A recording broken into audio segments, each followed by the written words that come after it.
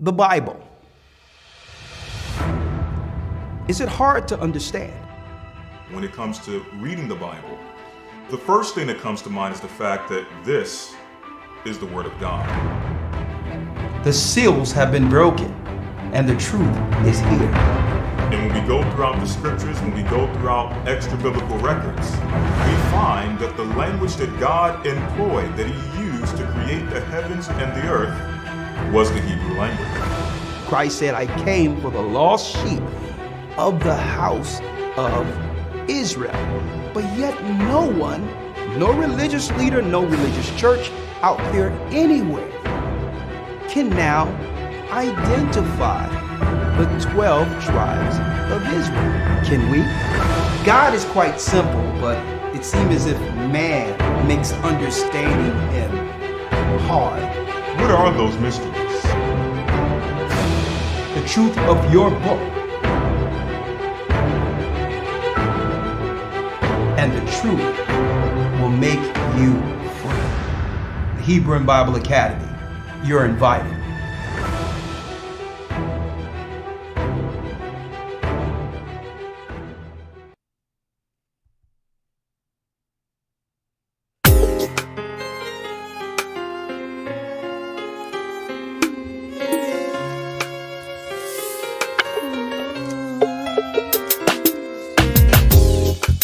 The East is where we're from. The 12 tribes of Israel. Shalom. Come on in. Hit the like button as you come in. You see the topic. 721 BC. Hit the like button. The Assyrian king, he took us down, we fell. With a great escape, we went through the Euphrates. The Lord held the water still. To a land where no mankind dwelt, we went. The 12 tribes of Israel. That's who we be, we be. Manasseh, the Cubans, Ephraim from Puerto Rico, Naphtali from the islands of Hawaii. The Lord is calling back Israel. Zebulon from Panama, Gad, the North American Indians. Blessing, shalom. Our highest gathering Israel. The Arabs and Africans told us At gunpoint. to gather our wives and children and sold us. In the belly of these great ships we travel in fear. By the rivers of Babylon we found our brothers here. A higher gatherers in Colombia, Reuben from Australia, Issachar, the Mexicans. Shalom. A highest gathering Judah, the Negroes, Benjamin, the West Indians, Levi, the Haitians. A highest gathering Israel.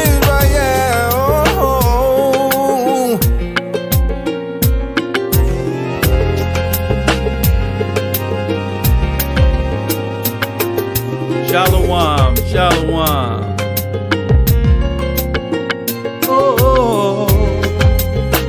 Oh, yeah. Asher in Colombia, Reuben from Australia, Issachar, the Mexicans. That's who we be, we be. Judah, the Negroes, Benjamin, the West Indians, Levi, the Haitians. Manasseh, the Cubans, Yeah. Ephraim from Puerto Rico, Naphtali from the islands of Hawaii. The Lord is calling back Israel. Zebulon from Panama, Gad, the North American Indians, Simeon, the Dominicans. Our highest gathering Israel. That's right. The Most High is gathering Israel. I'm Elder Rawchaa of the Gathering of Christ Church, live here with our weekly broadcast, our podcast, and of course we'll be opening the lines through Blog Talk today. You see the number 515 605-9327. I hope you all will join us. Hold on. Let me save that there. All right. That's right. Elder Rawchaa live here. You see the topic, you see the discussion, and we're going to be opening the lines up early for this particular discussion. And yes, you see the topic: men and women at odds. Men and women at odds is what we're going to be discussing. The dynamics of that. Who benefits from us actually not seeing eye to eye? Who loses when men and women are at odds? We're going to go through a lot of dynamics. I have numbers and a lot of different things. And above all, we have the word of the Most High. What the Most High have to say on this. Okay? Because what I'm finding is that the more we are at odds at each other, the worse things has become. On top of that, right now, in the midst of hospitals, doctors, and everything, what I'm finding is the dynamic of when a man and woman doesn't have a plan together in their home, it parlays into life or death situations when it comes to who will make the decision. When the hospital decides to separate you one from another. If it wasn't discussed beforehand, whatever areas in which we were at odds in our lives, it's going to play out in life or death situations. And I'm going to talk about that in one moment. But before I do that, we have a few announcements. First and foremost, this particular video came out December 24th, so-called Christmas Eve. And it only have about 100 and something views on it, but there was a sister who's singing on this particular song, and I thought it was sent to me. I love the song. Her name is Rawchaa Tafar, featuring Tazak. Okay? And the song resonated so much with me that I thought I would introduce it as one of the songs that we play on our weekly podcast. And the song is titled, Did You Know? So I'm going to play this real quick. Tell me just give me your opinion on what you think about this particular song. It's only 3 minutes. Let us listen to this together, and then we'll go into the broadcast. Did You Know by Rawchaa Tafar. Did you know? Did you know? Did you know? Did you know? She killed this, boy. Christ in the higher was definitely in the beginning. This day made the earth, and then the Holy Spirit is up there in the spirit. She gave us wisdom, and I know you hear it. Christ was born from Mary and Joseph. It was a natural union, wasn't immaculate. It behooved him to be made like his brethren, so we can feel what we feel and have compassion. That when Christ comes down, he will rain fire on Babylon. Yeah, did you know that when Christ comes down, he will rain fire? It rained fire. On Babylon, yeah, did you know that when Christ comes down, he will rain fire on Babylon? Did you know only a remnant will be saved in the end? That 1 in 4,000, the children that makes up Israel is blacks and Latinos, Native Americans. Well, at the sins of the sea, they stay minorities. The demons came out to play, they off the leash, to make sure to keep us down in the holy, so we can join them in hell for eternity. Did you know that when Christ comes down, fire. On Babylon, yeah, did you know that when Christ comes down, he will rain fire? On Babylon, yeah, did you know that when Christ comes down, he will rain fire? On Babylon, did you know? It's a question, your sight teaching us a lesson. In the Sunday church, and read the curse, all we talk about was a blessing. What an offering goes to the pastor and the deacon and the reverend. We still under oppression, being Israel is our weapons. I get a prize to the Jews, they're good at serving their God. We think they're telling the truth, but really know they are frauds. With a real seed out of Jacob, genetically that's what makes up. And you laid up with the vanities, don't go to sleep, it's a wake up. Did you know that when Christ comes down, he will rain fire? On Babylon, yeah, did you know that when Christ comes down, he will rain fire? On Babylon, did you know? Woo! Did you know? Oh yeah, oh yeah, oh yeah. Did you know? Real quick, before I go into our broadcast, because I know a lot of people going to want to chime in on this particular topic, men and women are at odds. I'm going to talk about that this evening and what it means for us. Okay, the grave place we are in as a society, as a people, because men and women cannot see eye to eye. Okay, how can two who love each other so much hate each other so much? What is this? I'm going to talk about that tonight. Men and women at odds. Now, before I go into that, let me announce, as you've seen in our introduction, that there will be a new Hebrew and Bible Academy beginning February 6th. February 6th, we'll be going into 12 new lessons. I'm also going to add in a new dynamic with the Finding the Ark of the Covenant, a new lesson. And some people have been telling me that's the best lesson they've ever heard in the academy. Hey, okay, I wish his teaching what the Most High have given us, but we're going to take that dynamic, Finding the Ark of the Covenant, in the academy. And also we're going to be going into how will Christ gather us to the wilderness. There'll be some who will be in that proximity before Christ before he comes back.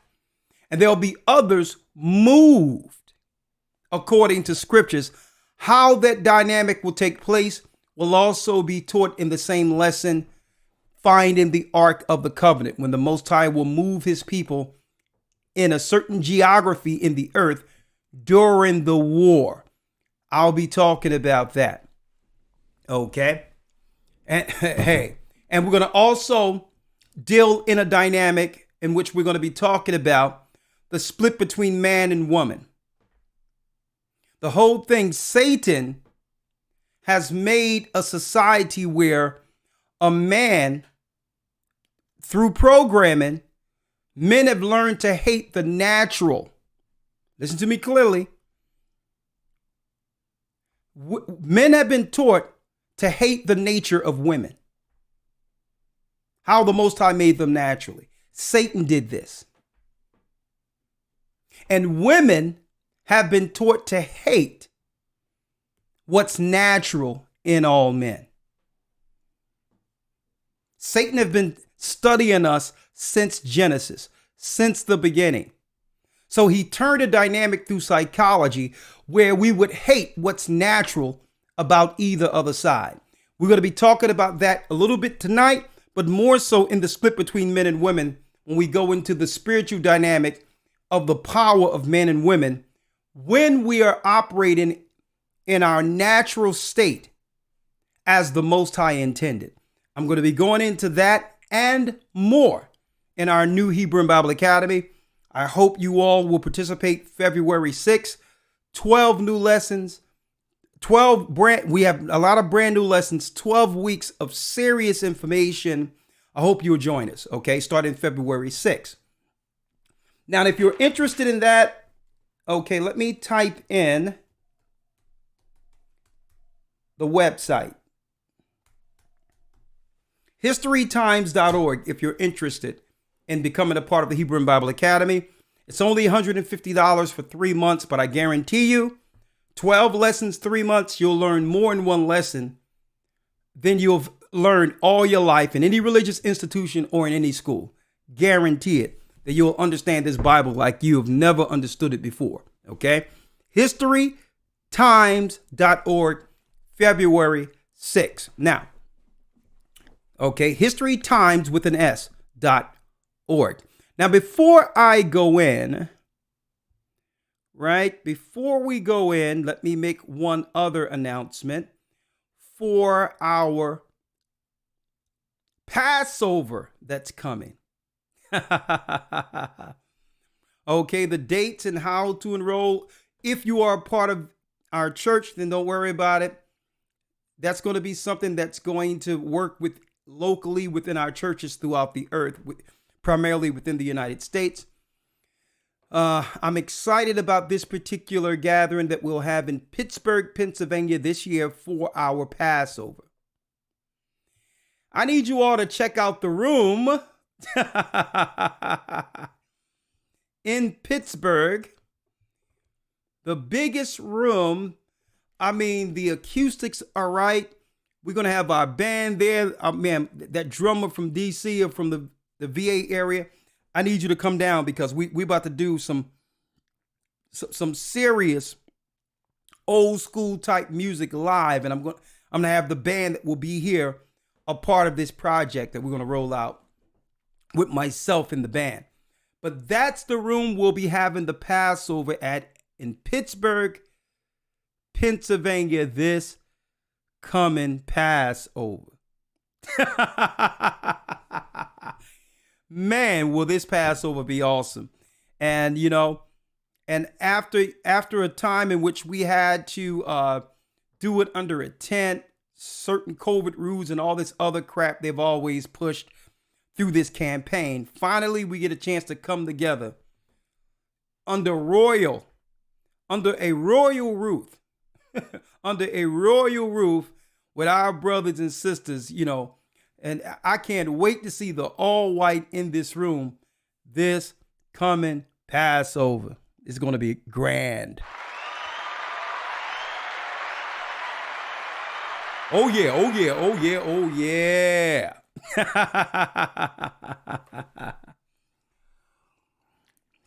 All right. Elder Lawya. Let's start the broadcast. People have been waiting. We have right now about 1,900 people in. You're doing great with the likes. Hit the like if you haven't already. Let's bring in Elder Lawya. How you doing, Elder Lawya? No, we're going to bring him in later. Hold up. Wait, where Elder Lawya? Hold on. Let me bring in Elder Lawya here. One moment. Did you know?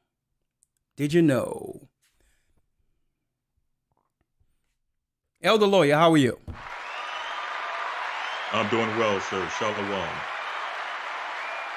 Right now, Elder Lawya, and I thought I would start it off with us in a dialogue. Hold on, something is wrong with this. Okay, this is fine.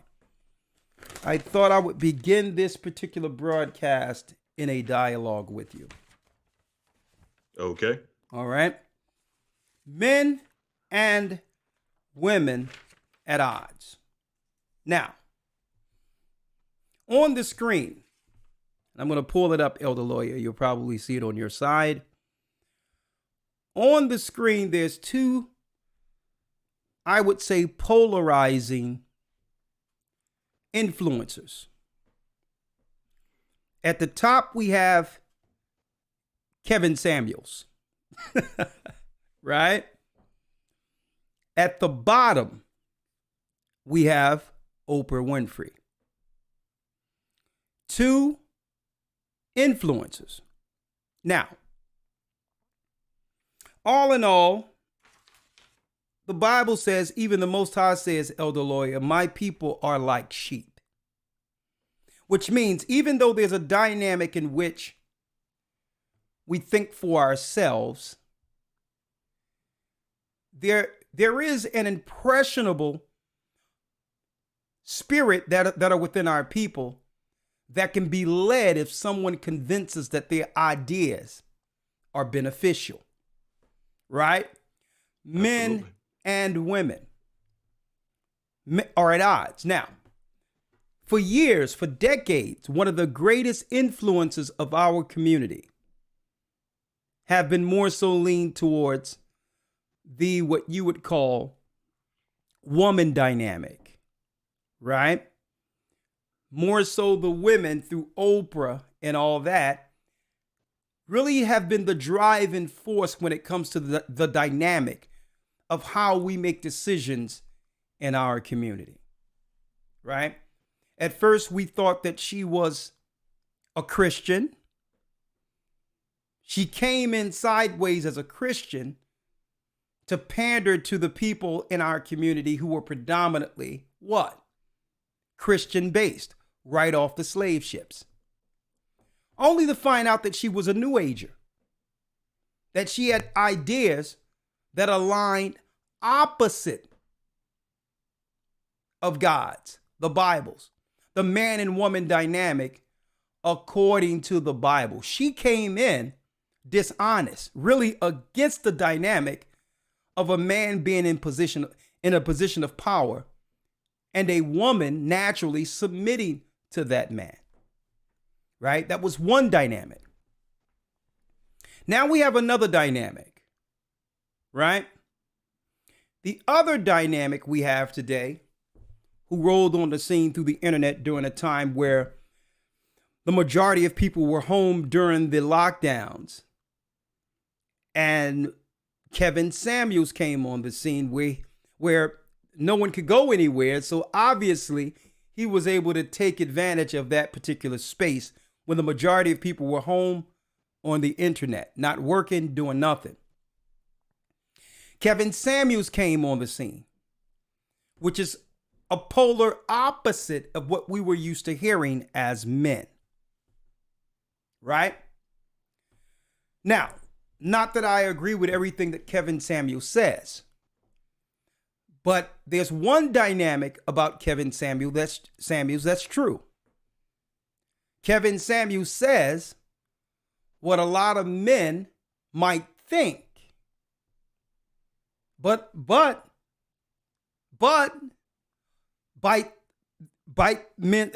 our tongues, knowing that it may lead to conflict. Right? Now, I'm a firm believer that just because you think it, you shouldn't say it. But he does say a lot of things that men have always thought. Right? So that's another dynamic. And because the people are walking, have strong wills of their own, but still are like sheep, without a balanced, I would say, understanding of it all, which is the dynamic of man and woman according to the Most High. Either side without balance can lead to some level of toxicity and division. Outright. It could lead to some level of toxicity and division if it isn't balanced with the word of God. Now, I'm going to talk about this tonight. Right?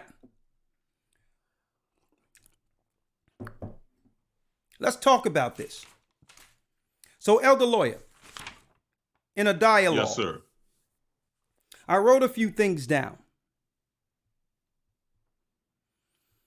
The devil is a liar, right?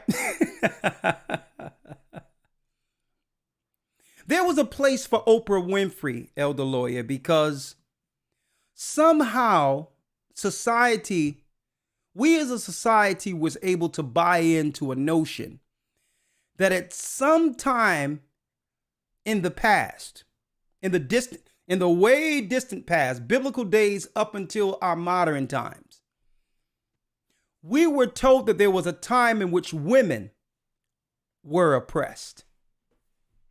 So I'm going to deal with the Oprah dynamic first. The Oprah dynamic first. And then I started to look back in time, history, even through the Bible's history. And brothers and sisters, that's a bold-faced lie. The devil is a liar. There was no time in history, Elder Lawya, where women were oppressed by men. That was something totally made up. There was no dynamic. And we're going to go through a few scriptures to prove that lie.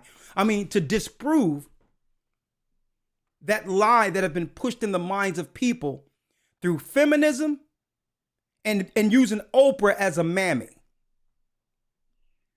Then I'm going to lean towards, we're going to deal with the Kevin Samuel dynamic afterward. But all in all, there was no time in history where women were ever oppressed by men. That's a lie. That's a lie. And how they were able to sell that to our people is even more insane. It's even more off the rails. Because as far as I knew, there were black men and black women serving in captivity together in America and in the Western world. And if any privilege was given, even in captivity, it was more so leaned towards the women being able to go into the house, the women able to have their privileges while men worked the field. And I'm talking about the color dynamic of us coming over in slavery according to Deuteronomy 28. There was never a time where we as black men oppressed black women. There was never a time where women were oppressed in any civilization. It's all a lie. So we have to take that dynamic away first. Why? Because that's the lie. Makes it where government have to come in and do what? Bring some level of balance, fairness, equity, right? So we have to take that lie away first, that that a balance was needed because women were oppressed in the past. That's a lie. Now, anything you have to say on that, Elder Lawya, first and foremost, and then I'll go into proving that there was never a time in which women were oppressed through a society by men. Well, I would like to say this. We have to ask the question, first and foremost, who convinced the woman that she was being oppressed? Just using the biblical foundation and coming from a biblical standpoint, we have to ask ourselves who convinced the woman that her biggest issue was oppression by way of a man. And we have to ask the question, what is meant by oppression? And I'm pretty sure you'll present those scriptures and present those ideas as we go forward. But those are the questions I would like to actually put forward in addition to what you've presented thus far. Okay, well, whatever you got, let's bring it. Number one, from the beginning, man and woman were both given dominion. Adam as the image of God and woman, Elder Lawya, as the helpmeet, like a king and queen over an empire, to help meet the what? The duties administered to the man by God, right? Rulership was given to them both. Men in position as king, dominion, and woman as a queen to assist that particular man. Okay, that was the original dynamic that has never changed. which is really the creation of what they call today in social circles, brothers and sisters, the nuclear family. Right? Eve didn't loathe the role of submission and being a helpmeet to Adam. She didn't see that as her being less than. Okay? So this social construct led through what? Economics created this dynamic to make a woman believe that she has a lesser dynamic or position of subservience or oppression when it comes to her position with men. Right? Now let's go through it real quick to prove to you, right? To prove to you that women were never oppressed, even in the Bible. Eve took on the what? The fruit of good and evil. She had the power to do it, the choice to do it, and gave it to Adam. Now, this is not to blame, but that don't sound like a person that's being oppressed and tied down in the garden and forced to do something against her will. That doesn't sound, the first woman had a choice outside of her husband. Right? That don't sound like someone that was tied to a tree somewhere and saying, woman, make me some grits. So we have to understand why does society push that type of dynamic? In biblical days, women were just treated like dirt. They were raped. They were this, they were that. Even in a free society right now, almost every day I hear a story where sisters are lured away, sisters, and being killed by white guys and all that. Being raped, being left, being found. Till this day, with all of our advancements in a society to make man and women equal, women are still vulnerable. They're still being hurt, being lured off and being harmed. So they make us believe that them bringing forth this equality stuff they're pushing, that it would make a safer environment for women. Nah, not at all. A matter of fact, at the end of this, we're going to find that it's quite the opposite. Because of this society, our sisters out here are left more vulnerable.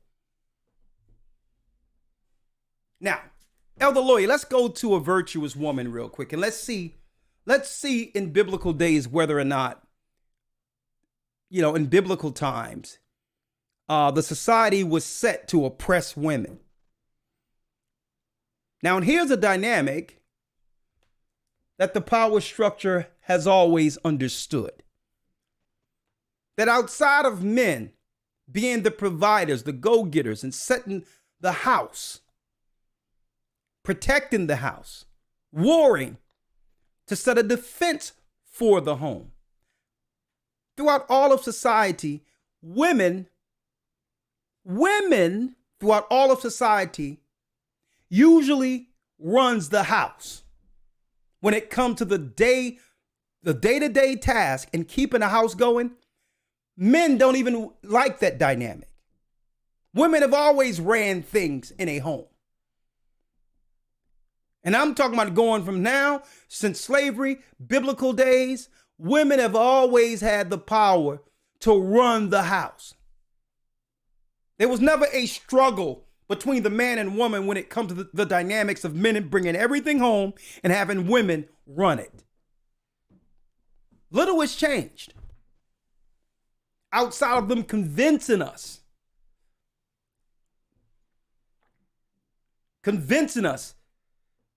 the dynamics has changed. Right? Let's go to Proverbs real quick, Elder Lawya. Yes, sir. Proverbs 31, verse number 10. Come on. Who can find a virtuous woman? Now, the Bible is saying, who can find a virtuous woman? Now, this is biblical times. Right? Biblical times. Now, America in the Western world would make women believe that women were treated like animals before the advent of feminism. that they were treated like second-class citizens. Folks, all of that was a lie. The Bible states, who can find a virtuous woman? Now, this is the nature of a woman, is what the Bible is about to highlight for us all. The nature that the power structure ruled by Satan always knew existed in women. Now, check out the duties of a woman. Read it. Who can find a virtuous woman? Come on, Elder Lawyer. Who can find a virtuous woman? For her price is far above rubies. Come on. Verse 11. So first of all, lawyer. So first of all, we have a place in the Bible, old time Bible, where the Bible is honoring the position of a woman. Does that sound like oppression in biblical times to you? The Bible says this particular woman is worth more than rubies. Mm-hmm. Right? Come on, Elder Lawyer. Yes, sir. Verse 11. The heart of her husband doeth safely trust in her, so that he shall have no need of spoil. He shall have no need in spoil. Why? Because the wife is at home at all times, strategizing a defense to make sure what he brings in the house is protected. The more her home accumulates, the more she sit with a security type of mind to let the husband know, listen, you can't have him come over. The last time he came over, he did this in the house. You can't have this person come into the house because this guy is looking to take what you brought us. And it's the woman was the original security system in old times. So the husband trusted in her to give her so that he can get the information to secure his home. The woman was the original security system. So he trusted her. He'll go out to war. He'll go and, sell a plot or sell land and come back and bring it back to her. Then he'll discuss who came over, what's going on. And she's given all the tapes on how to secure things going forward for her husband. That sounds like an oppressed person to you? That sounds like a defense that Satan has been trying to take away from the man. Right? Come on. Verse 12. She will do him good and not evil all the days of her life. She will do him good and not evil all the days of her life. Now, Satan would hate a woman like this. He's not perfect. He may be looking at other people. Or did he cheat? All these dynamics are put out there through the media to have you look at a man outside of him being the image of God. No one's perfect. Men aren't perfect. Women aren't perfect. Right? But we're living in a society in which it's okay to tear down and say negative things about men. But if men are torn down, where's the defense for women? See, I'm going to deal with it from a biblical perspective this evening, so that there's a balance when we hear this feminist stuff out there, or chime in on what Kevin Samuels is even talking about. Right? Come on, let's go. Yes, sir. 13. She seeketh wool and flax and worketh willingly with her hands. And check this out, Elder Lawyer. Everybody talk about he cheat or man cheat, this, that, and the other. Then the question is, okay, that's a man, right? He's wrong for what he's doing. But how many men could cheat if there weren't women willing to cheat with him? Right.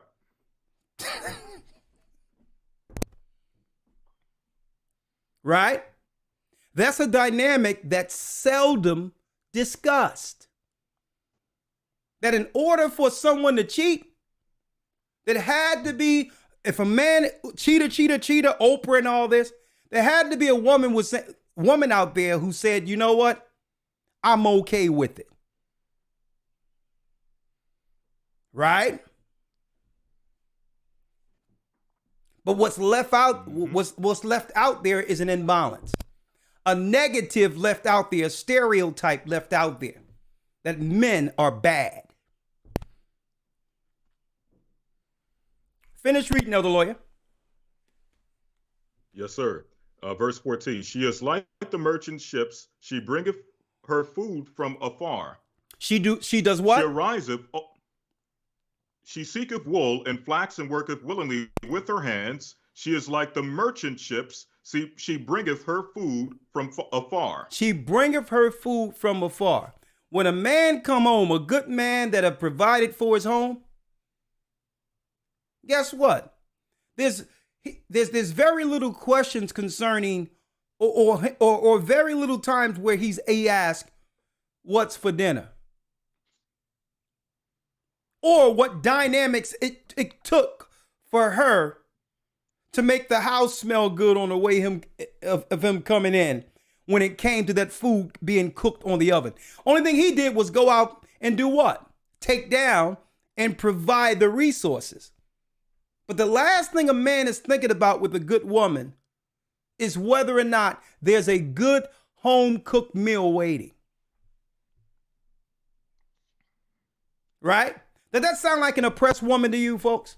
They're trying to make you not go into the Bible and make you believe that that's all the bad stuff, because the only time they would like to actually highlight something in the Bible, they would like to highlight women's position in the Bible negatively by going straight to submit. When there's a lot of things in the Bible women loved doing, that's not highlighted in our society. I'm going to tell you why in a moment. There's a lot of things in the Bible that made women happy when it comes to their nature. Doing the things that they were born to do naturally according to God made happy women. Elder GOCC has stated, if women were oppressed, they would be in chains right now, because men have the ability and strength to subdue them. That's a good point. If women were oppressed, they would be in chains right now because men have the power to do so. But I'm going to hold this off because there's a dynamic that I have here that I want to talk about. Elder GOCC, just hold off for one moment. Because the piece I wanted to go in here is they're trying to get women out of the Bible by making women believe that women were oppressed, dogged out, and raped by men, during biblical times. And that's a lie. Women were happier in biblical times. And they didn't have a problem submitting. Why? Because we created an environment where a woman could be feminine and operate in her nature. Women were happier in biblical times. Come on, Elder Lawyer, finish reading. Yes, sir. If I could mention this real quick, not to put the cart before the horse. Even with the people highlighting and pointing out the term submit and how the Bible speaks about submission, submit. Rarely do they go into the actual context of the scriptures that pertain to submit. And I don't want to put the cart before the horse. I know you're probably going to go to a few of those scriptures, but even submit, that concept is given within context. And yes. we'll read some of those a bit later. Yeah, but I'm glad, and we're going to bring that forth, Elder Lawyer. But the whole thing, they would like to bring a negative connotation to the word submit. Submission is not a bad word. Christ submits to the Almighty. We submit to Christ. Men submit to Christ, and deem that some form of weakness. Submission is synonymous with a level of humility and love. Okay? And usually, if a woman submit to a man, she receives levels of submission from him. Bills are paid. He's dealing with his marital duties. Yeah. And by the way, women enjoy that as much as, if not more than men. So there's level of what you would call compromising that can be a form of submission when it comes to men. When it comes to what? His obligation to a woman. But for some reason, you know what they did, Elder Lawyer? They redefined the biblical submit and deemed that a form of weakness. So that when women hear submission, automatically something triggers in their mind like some type of hypnosis where I'm not weak. Right. Not realizing the power of submission. The power of submission get a man naturally to do everything a woman wants from him. So Satan have taken what? One of the greatest tools a woman can have in her what? Her femininity toolbox. By being submissive and vulnerable, that lends to a man having to compensate. Hold on, let me get the door for you, baby. Because you left that space open of being vulnerable. Oh, let me get the door. Oh, no, you don't have to walk that way. There's a puddle there. Go this way. Right? You're leaving space for a man to come in with his masculinity and serve you.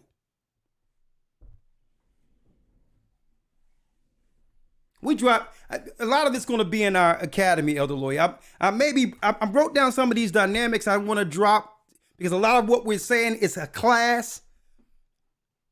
But we're giving you some tidbits, folks, especially with these sisters out here. You have to realize you've been lied to, and through that, there's no chivalry anymore. You're wondering where the chivalry is, where a lot of men don't find space to come in and bring forth chivalry under this new environment of feminism. But let's go back to Proverbs, Elder Lawya. Yes, sir. Verse 15. She riseth also while it is yet night, and giveth meat to her household, and a portion to her maidens. Read that again. She riseth also while it is yet night, and giveth meat to her household, and a portion to her maidens. And she do what? She not only looks out for her husband, she look out for the other women that's in her family. The people who help her, her girlfriends and all that. She's looking out for everyone. But guess who's giving her the resources to do so? Well, not only can she look out for the house, she can look out for others, women in her family and others. Why? Because the man had provided the resources. Now, this is the virtuous woman the Bible is speaking about. She take care of the house. She makes sure the food is cooked. And you know what? Rarely does she seem spent or out of it. She's in her nature, doing all these things in a day, but still keep herself up, still keep herself looking good. But now, under this new feminist movement, which is really turning a lot of women, in a society to, I'm not going to talk about that. Let me put it this way in a nutshell. It's turning women against their nature. Women weren't meant to be hard. Women were made to do everything we're reading about in Proverbs. Take care of the home. Look out for others. Make sure food is on the table. Relish in the position of having a man and serving a man without being deemed weak by others. Read on, Elder Lawya. Yes, sir. Verse 16. She considereth a field and buyeth it. So he trusts her, he trusts her to even look into real estate. She's looking at a real estate plot, and he trusts her. Well, what do you think about it? And she says, well, this, that, and the other. And, he trusts her to a degree. He'll say, go pull the trigger. That's good. We need that. Read on. She considereth a field and buyeth it. With the fruit of her hands, she planteth a vineyard. She has a green thumb. She's still out there cutting the roses, making sure the thorns are off of it, picking tomatoes and planting onions, a vineyard. Now I'm going to show you the value and how we know the devil even understands the value that's in women who can do all these things. They set up a society, Elder Lawya, in which, and this is true, they structured a society based on this, on what women do naturally. Women are workers. 73% of all spending decisions, I've looked this up, in a home is done by who? Elder Lawya. 73% of all spending decisions are made by women. Now, when we read the book of Proverbs, it makes common sense that they would know that, because she's buying the field while he's out making the money. She's the decider on how the money's spent long term in respect of that man's legacy. Right? Right. Because really, it's what he wants. She's been around him long enough. She talked with him. They have planned out their lives and the future of their children. So he can trust her to make those decisions, because those decisions will benefit him, her, and the future of that family. That's what it's talking about in the book of Proverbs. So the devil will look at that and say, you know what? If she's making all these decisions and 73% of what's being spent in the house is through her, it'll benefit our economy to put her at odds with the man, because the money goes back in the economy. Right. The money goes back in our economy. And there's no future for the children. If she's making 75% when you round it off of the decisions when it comes to every dollar spent in a home, women are making what? 73 cents of that dollar is her decision on how that dollar is being spent. The man can make the money, but at the end of it, he trusts his woman to spend it. Right? So if Satan can come in and turn her at odds with him, right? Now the money goes into the economy, and there's no money for legacy for that particular family. So then so when men try to fight back and say, hold up, I don't want to deal with this, they was like, no, you are indebted now. And they will make sure, even in divorce, courts, or whatever, that the majority of that money is given to her, because she's going to put the money back into the economy. So this was a business move, having men and women at odds. It was a business move. Right. Right? Anything you want to say on that, Elder Lawya? No, sir. No, sir. I mean, it's hitting the nail on the head perfectly. Okay. Let's finish reading. Verse 17. She girdeth her loins with strength, and strengtheneth her arms. She perceiveth that her merchandise is good. Her candle goeth not out by night. She layeth her hand to the spindle, and her hands hold the distaff. She stretcheth out her hand to the poor. Yea, she reacheth forth her hands to the needy. Come on. She is not afraid of the snow for her household, for all her household are clothed with scarlet. She maketh herself coverings. And she makes sure all of her children clothing is clean. Even when I was growing up, I mean, we lived in a poor neighborhood. But I tell you what, there was never a time where I went into the drawer where I didn't see my dresses and all that. I didn't see my underwear all laid out. As far as I'm concerned, you know, some magical person would come and just make sure all that was put there, and all I had to do was look into the drawer, and it was there. And this was at a time, brothers and sisters, where if the washing machine didn't work, my mother was using washing boards.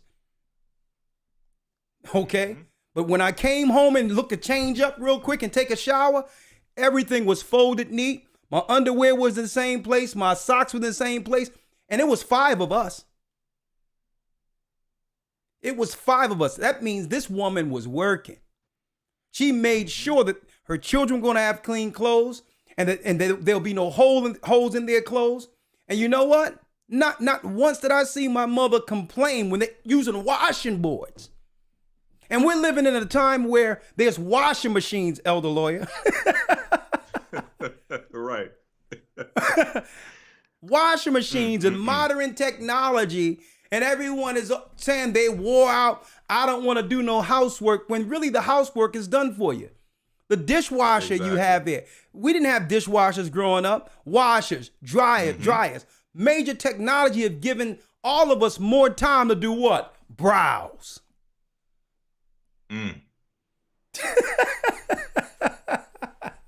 Right? When I'm reading these scriptures, it doesn't sound like an oppressed woman in the Bible to me.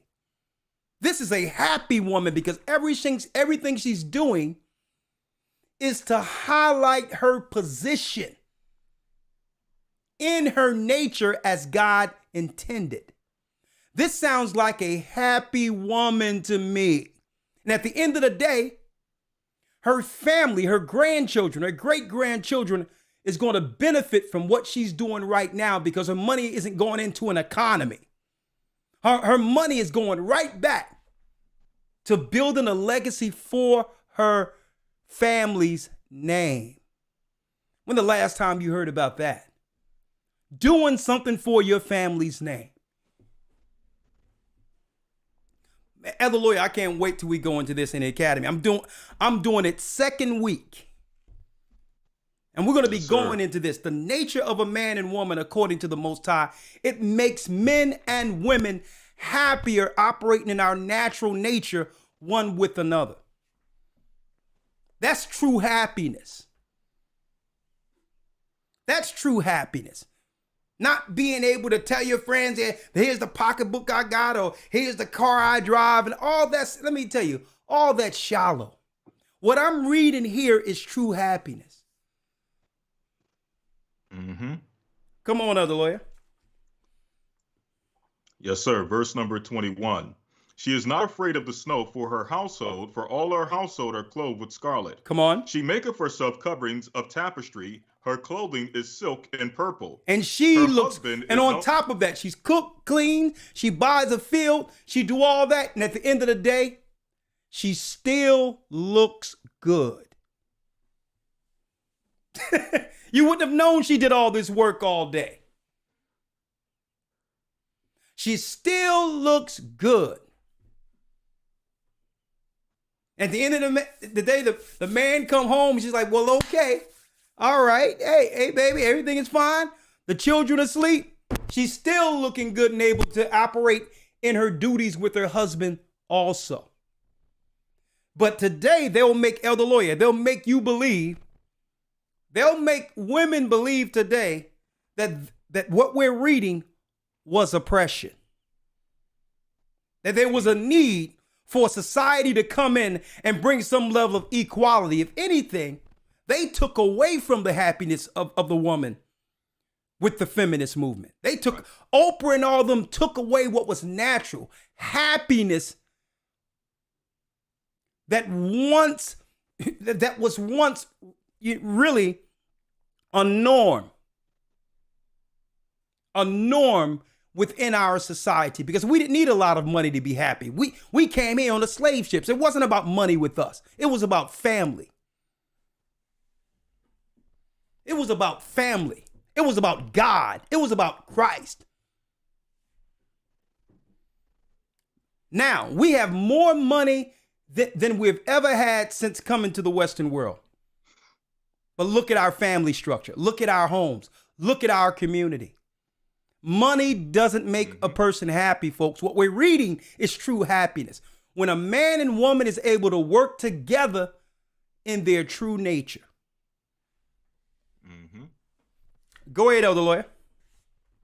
Yes, sir. Verse 23. Her husband is known in the gates when he sitteth among the elders of the land. She maketh fine linen and selleth it, and delivereth girdles unto the merchant. Come on. Strength and honor are her clothing.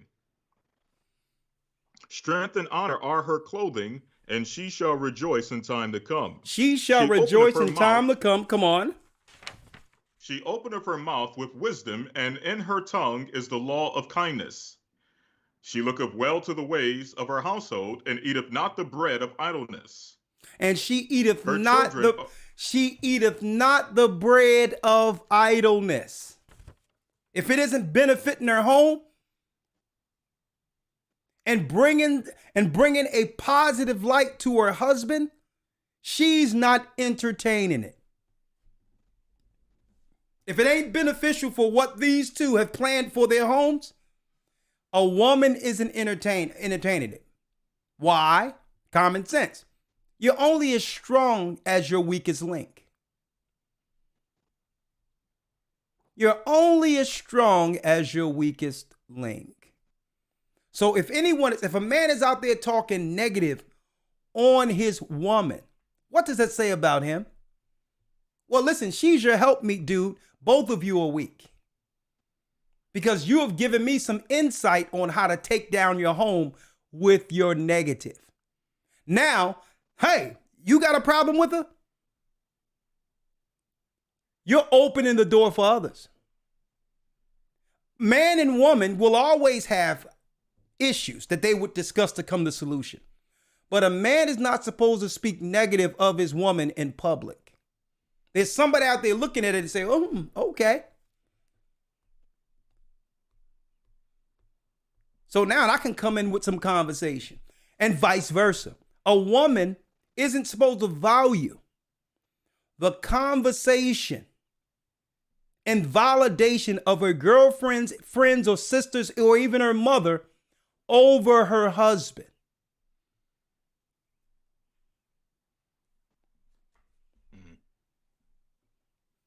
Because a woman will talk all this negative about a man, and what other women are seeing is all the providing he's doing for you. And there's some women out there that are straight cutthroat. They're like, hey, she got a problem with him? Hey, man, let me get up in there. I'll be totally satisfied with what that brother is providing. This is how a lot of women be thinking. And they'll sit there and shake their, I don't know how you deal with that, girl. All of that. Just so that she can move you away further enough to get in, to benefit from what you were overlooking.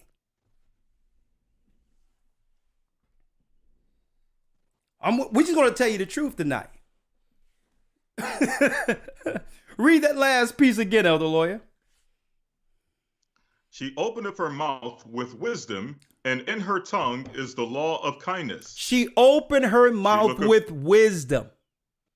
And in her mouth is the law of kindness. She's considerate, not just to her husband and how he's looked upon and the house is looked upon.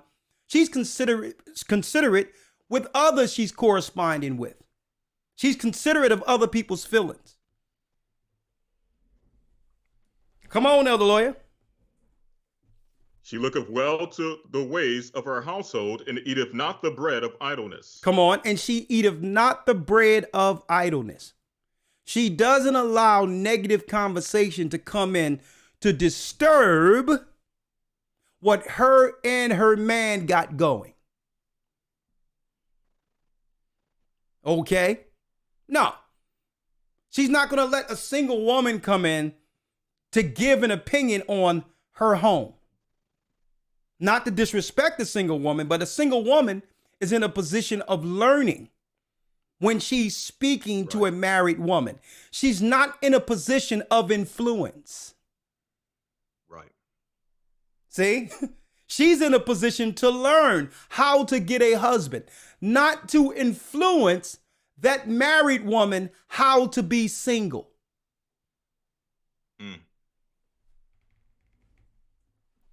I don't know, Lawya, maybe we dropping too much tonight. I don't know.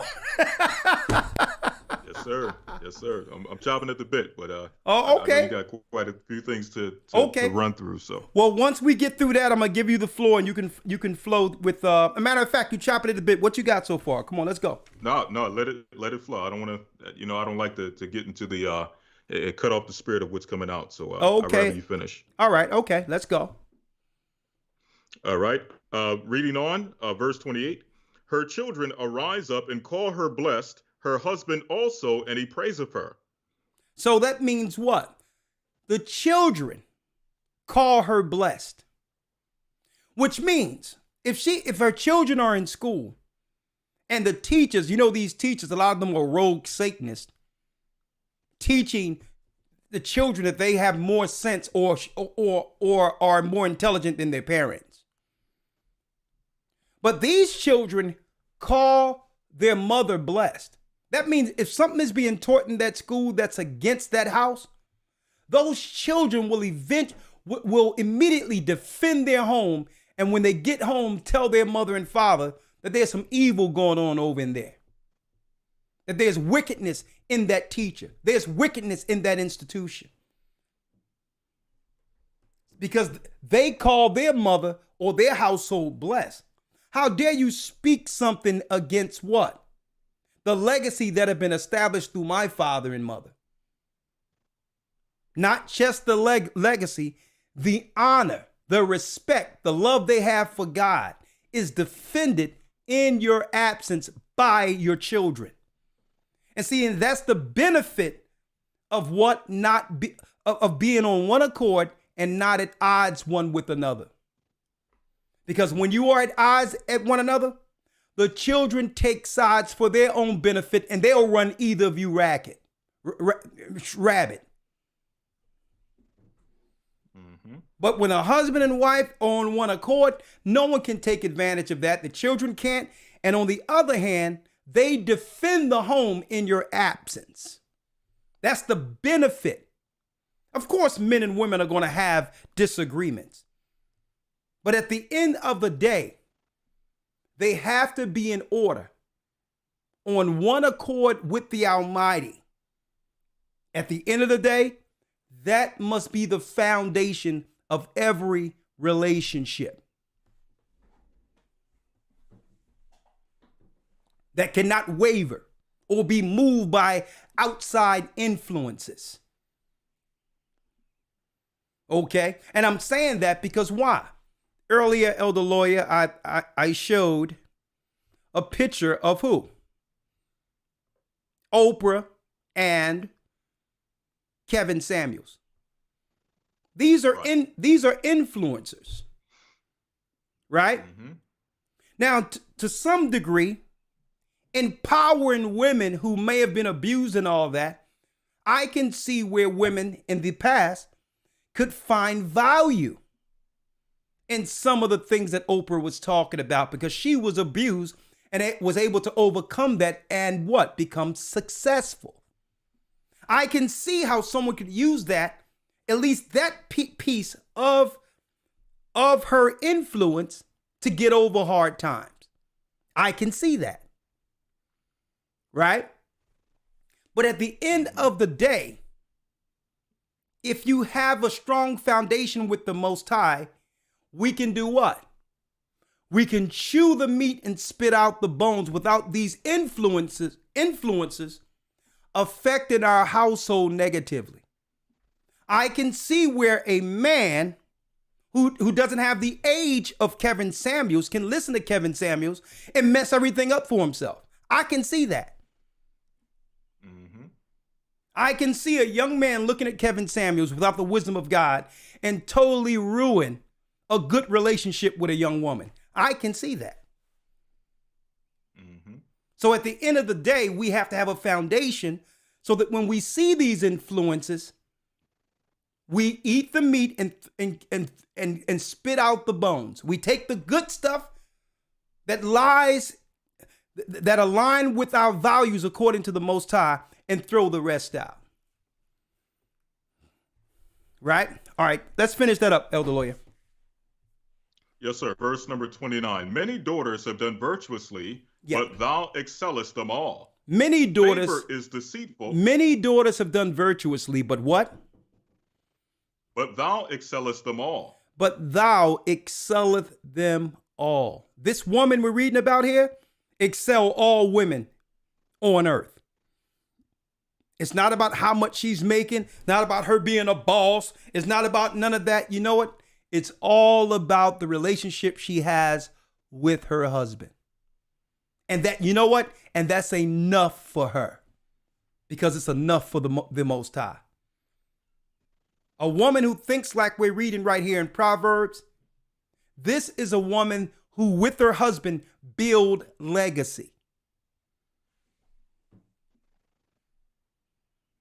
At the end of her life, and the end of these women, other women life who's just flying with the wind, at the end of either life, at the end of it, you're going to find that woman, that virtuous woman we read about right here, has accumulated more. Using honor to accumulate it. Right? Come on, Elder Lawyer. Hey, chapter verse, sir. Elder Verse Lawyer, where you number- left off at. Proverbs 31, verse 30. Favor is deceitful, and beauty is vain. but a Hold woman up, that read feareth the that Lord- again. Read that again, Elder Lawyer. Favor is deceitful, Favor- and beauty is vain. Favor is deceitful and beauty is vain. Everyone out there is trying to chase that dial type look, not realizing that's not what a man wants. With the eyelashes, the hair, the makeup, it's okay to look at. But at the end of the day, men of value seeks out what? You got it, folks. Simplicity. Humility. It'd be the woman who just have regular old hair where she didn't even try to do anything to her hair. Femininity. Shamefacedness. Not all up in people's face. When you see her, she looks away. You can see the innocence in her. That's what men are really looking for. They're not looking for beauty is vain. Because eventually it goes away. And once it's gone, what's left? See, a man can look beyond just the outward appearance. He'll deal with the beauty and the vanity to just for carnal pleasure. But that's not a person he's looking to build a legacy for his children with. That's vain. Because usually beauty has a window. A window opens and everyone is looking, oh my God, beauty. And then at a certain time, when the clock strikes 12, you know what happens? The beauty window closes.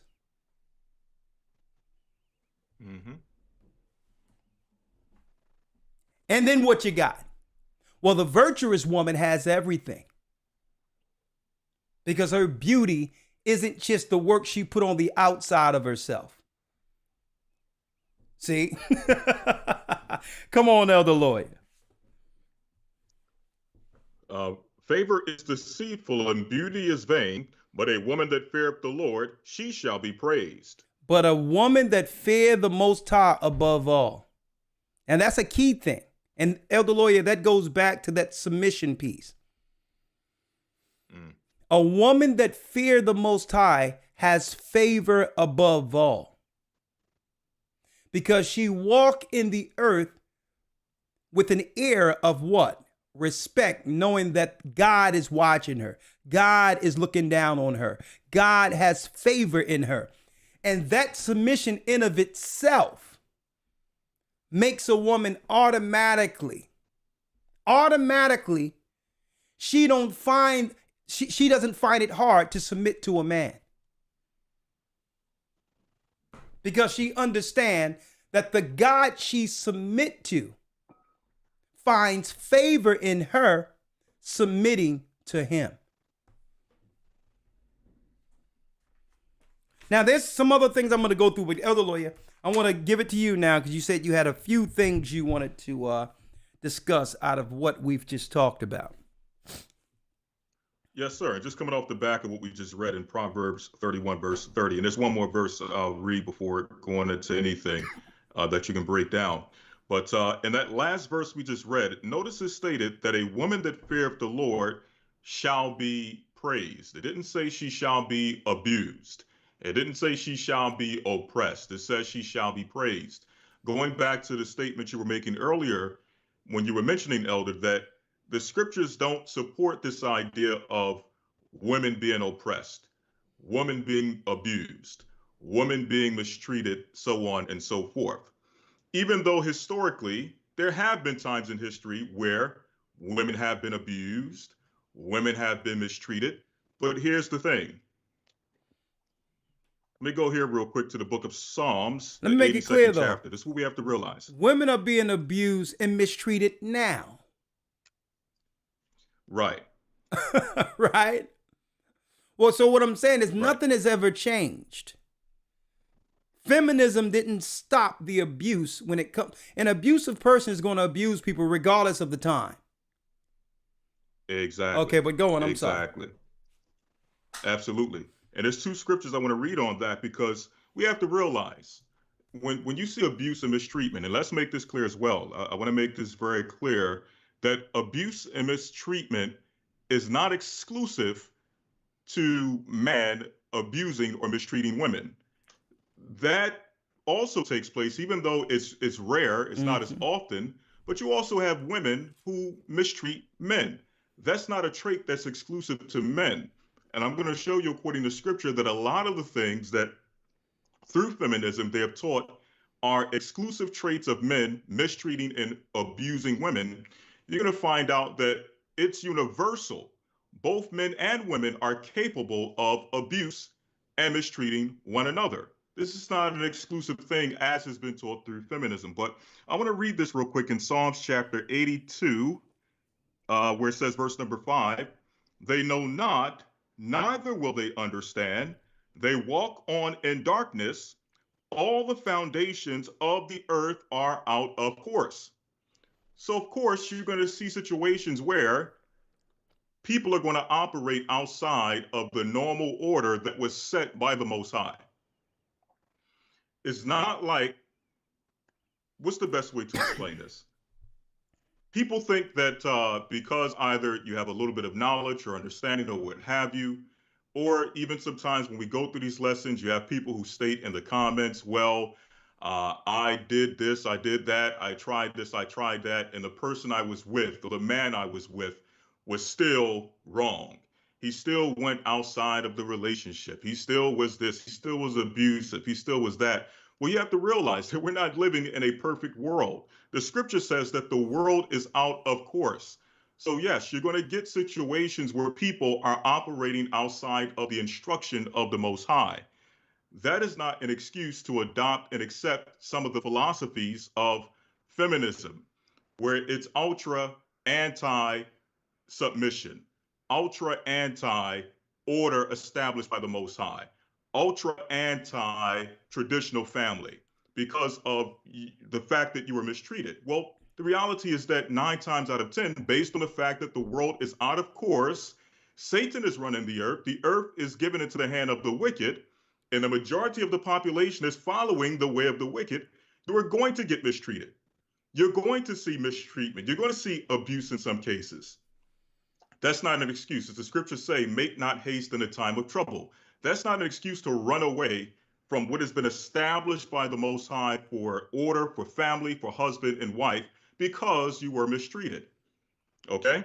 Another scripture on that point, Romans, the first chapter, Romans 1. And I'll wait. I'm not sure if you're touching on the Kevin Samuels aspect as of yet. So I'll wait for that until you go into that. No, go ahead. If there's a point, make it. Yes, sir. So it says here in the book of Romans 1, and let me see here, verse number 20. For the invisible things of him from the creation of the world are clearly seen, being understood by the things that are made, even his eternal power in Godhead, so that they are without excuse. So the reality is that we all have the example of Scripture. We all have the example of the Bible. We have no excuse why we operate out of course, okay? But the Scripture is going to explain why you're going to see situations where people are operating out of course, why people are going outside their relationship, infidelity, abuse, so on and so forth. Verse 21 says, because that when they knew God, they glorified him not as God, neither were thankful, but were vain in their imaginations, and their foolish heart was darkened. So what happened? Mankind began to depart from God. Mankind, as it says here in verse 22, began to profess themselves to be wise. They became fools. So what are you going to see? You're going to see foolishness amongst men as well as women. If I can read this real quick in the book of Matthew, the 7th chapter. I'm sorry, I'm jumping all over the place. But I want to really stress this point because there's a lot of lies that have been spread through the concept of feminism that makes it exclusively a men's problem. And then on the other hand, you have those who try to make it exclusively a woman's problem, when it's both are broken, as we're going to see according to the scripture. Matthew 7, in fact, Matthew 15, Lawya. Matthew 15, and check this out. These are all things that are not exclusive to simply men or women. Both men and women can exhibit these traits. It says here, Matthew 15, verse number, 19. For out of the heart proceed evil thoughts. Both men and women are capable of evil thoughts. Murders. Both men and women are capable of murder. Adulteries. Both men and women are capable of adulteries. This is not something that is exclusive simply to men, as has been taught through feminism. It says here, fornications. This is not exclusive to men. Both men and women can commit these particular acts. Thefts, false witness, lying. This is not exclusive to men. Women lie as well. Blasphemies. These are the things which defile a man. And again, it's not exclusive, even though it says man, it's speaking about mankind in general, meaning man as well as woman. Answering the question, who convinced women that they were oppressed? The book of Genesis, the 3rd chapter, says the following. Verse number 4 says, and the serpent said unto the woman, ye shall not surely die. For God doeth know that in the day ye eat thereof, then your eyes shall be opened, and ye shall be as gods, knowing good and evil. So it was the serpent in the beginning who convinced the woman that she was being oppressed, that something was being withheld from her. She was either being abused or mistreated because there was knowledge and understanding that was not made known unto her. It's the serpent that convinces you that you are oppressed and that you're lacking something, that your man is hiding something from you, that the God that your man serves is hiding something from you. This is where these ideas come from. One last scripture, and I'll hold off on the other point because I don't want to keep going on and on. So I'll hold off on the other points. But just reading this one last thing, I'm gonna have to look this one up. When it comes to the feminists and those who convince you that they are coming to liberate you, okay? How does that scripture go in Peter's? I believe it's in Peter's, where Peter says, they promise you liberty, they promise you freedom, but they themselves are servants of sin. Let me get it. How does that scripture go? Let me see here.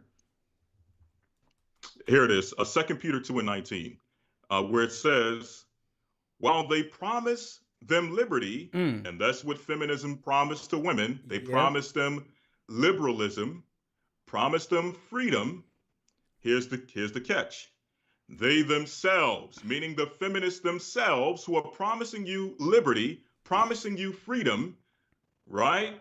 They themselves are servants of corruption.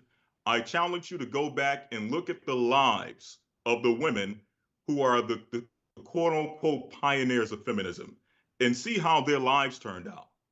See if you don't find drug addiction amongst the pioneers of feminism. See if you don't find people being captivated and being bound by the spirit of LGBTQ, or whatever you want to call it, homosexual and lesbianism, amongst the LGBT. See if you don't find people who die crazy, mad out of their mind, psychotic. Here it is, they're promising you freedom, promising you liberty, but they themselves are servants of corruption. They themselves are bound and chains to sins and lust and things of that nature, while they're trying to promise you some type of freedom from your man, some type of freedom from your duties as a wife, some type of freedom from your family.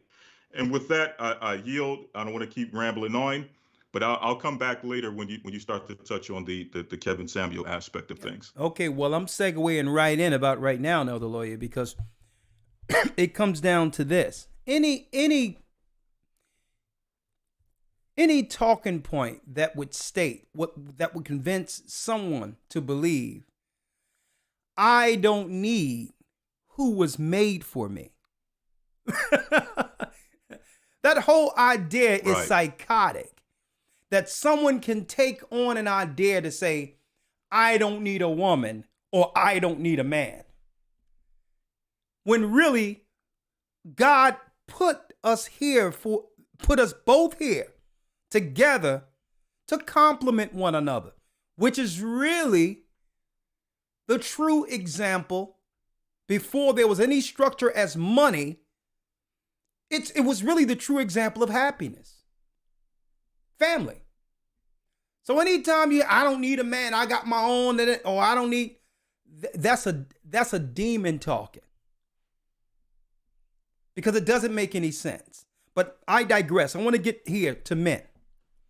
Usually when men seek out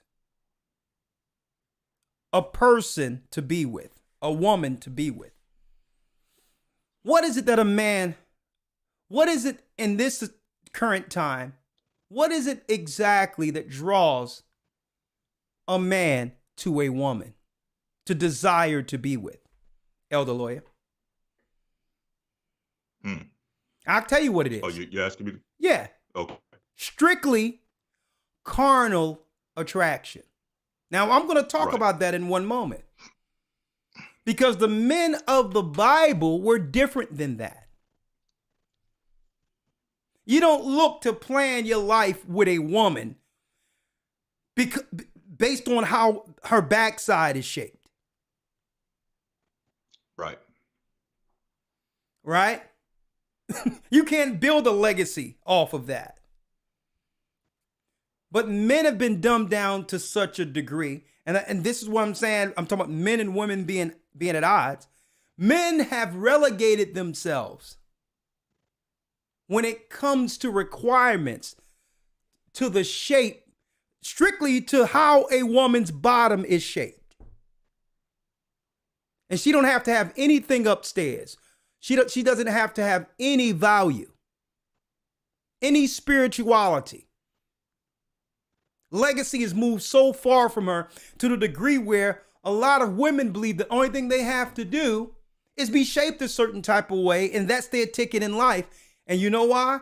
Because of men standards that have been lowered to the shape of a behind. And the Bible speaks of this. The Bible talks about this. Men have relegated themselves to believe that they should plan their whole life with what at one point was the standard of harlot. So we talk about the legacy woman, the virtuous woman. But men have lowered their standards to not the virtuous woman, but the harlot woman. So we're living in a society where women are feeling, this is what I have to become because this is the standard for men now. Elder Lawya, let's go to Proverbs 5.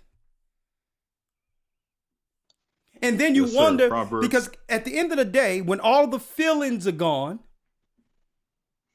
right? When all of the, now you done got all of the carnality out of the way, at the end of the day, here's the person you're with. And now there's struggles, there's battles, there's fights. I didn't know that he was this way. It seemed like everyone presents their best self when they meet someone. But now the excuse to get out of it is the person's changed. No, all of the signals, all of what that person was, that a person supposed to have been examining in that particular individual was there. But it was being ignored because a person wanted carnality. They wanted sex. So the Bible speaks of this. He says, my son. My son. Now, this is God speaking directly to man. Right? Man, if man raised their standard, women automatically would have to do what? Raise theirs. But if a woman don't have to do anything but show body and be sexually attractive, and men are willing to go for it, then what? But if men raise their standard and say, well, nah, I'm going to need the old traditional woman back. I'm going to need a God-fearing woman back. I'm going to need a woman who don't think, who doesn't think in their mind it's some type of badge of honor having body counts on her bed notch. Something that used to be for men. Right or wrong, that was a man thing, not a woman thing. So now, warning, Proverbs 5, straight to the men now. Proverbs 5, yes, let's go. Proverbs 5, verse 1. My son, attend unto my wisdom and bow thine ear to my understanding. Come on. That thou mayest regard discretion, and that thy lips may keep knowledge. That thou mayest regard discretion, and that thy lips may keep knowledge. Right? So automatically that puts you in a different demographic or a different sphere when it comes to communicating with others. Your conversation isn't down here. Your conversation is always what? With meaning. A conversation of righteousness. A conversation of what? If you're speaking of relationships, when you're around people, you're talking about what? Legacy, family. Read. Verse 3, for the lips of a strange woman drop as an honeycomb, and her mouth is smoother than oil. And now the Most High is warning men about what? Strange women. Women that operate in the spirit of what? Harlotry, the reverse of shamefacedness. And that's what this earth is producing right now. When you look at Instagram, when you look at this, when you look at that, nobody, including and especially women, should be getting so much outside of attention from other places. Because automatically it makes it hard for a woman to settle down and make a decision for the future of her household. It makes the decision so hard. Women usually ask questions concerning everything to make sure they're making the right decision. What happens when they go on Instagram or they go out there on some level of media and garnering all this attention from different people? She don't know who to settle down with, and it confuses the matter. Now she don't know who to settle on. And it makes it hard for her, right? But then men, but getting all this attention, men are out there now trying to get attention from these women who are on what? Social media. The Bible calls that particular woman a strange woman. She's strange. She's not the woman God intended for men. She's the strange woman. She's different. She's a free spirit. And I know that sounds nice in this world, but to God, that's a strange woman because he made woman to be helpmeet to man. And somehow men find themselves, Elder Lawya, more attracted to these types of women and are frustrated when things come crashing and burning. Okay. Men must set a standard for a humble, traditional woman.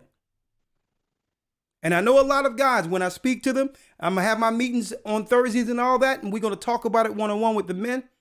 But fellas, the one fault that men have out there is saying, you know what?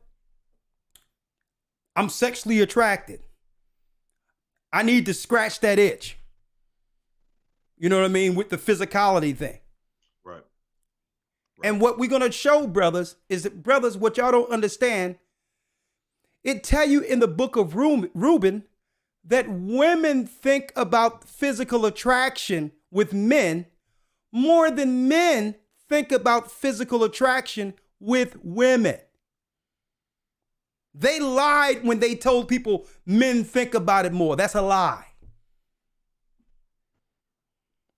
So it's time for us to recalibrate that. The Bible tell you in the book of Reuben that women think about physical attraction, family, and getting pleasure more than men. So now men have to take their position and say, well, okay, that's power. That's a power dynamic right there. Now I can set a standard. Because why? I was going through all this believing that that the desires I had is more than what they have. That's a power dynamic now for men. To say, you know what? I can wait. I'm going to set myself with the Most High first, build a legacy where a woman would appreciate coming into something. And I'm going to set the standard. And I'm not going to let that physical attraction or that itch take me off of the plan. I'm not going to deal with a strange woman. I'm not going to lower my standard because that's not the woman that will teach the legacy I need in my home to the children. She's going to be more so into what shade of makeup or what style or what pack of hair or what this, that, and the other, or how she's looking on the outside and putting less time into the children like it speaks about in the book of Proverbs, a virtuous woman. That means this traditional woman will be more focused on what it takes to satisfy me and instill the legacy in my children. And then she comes in after that.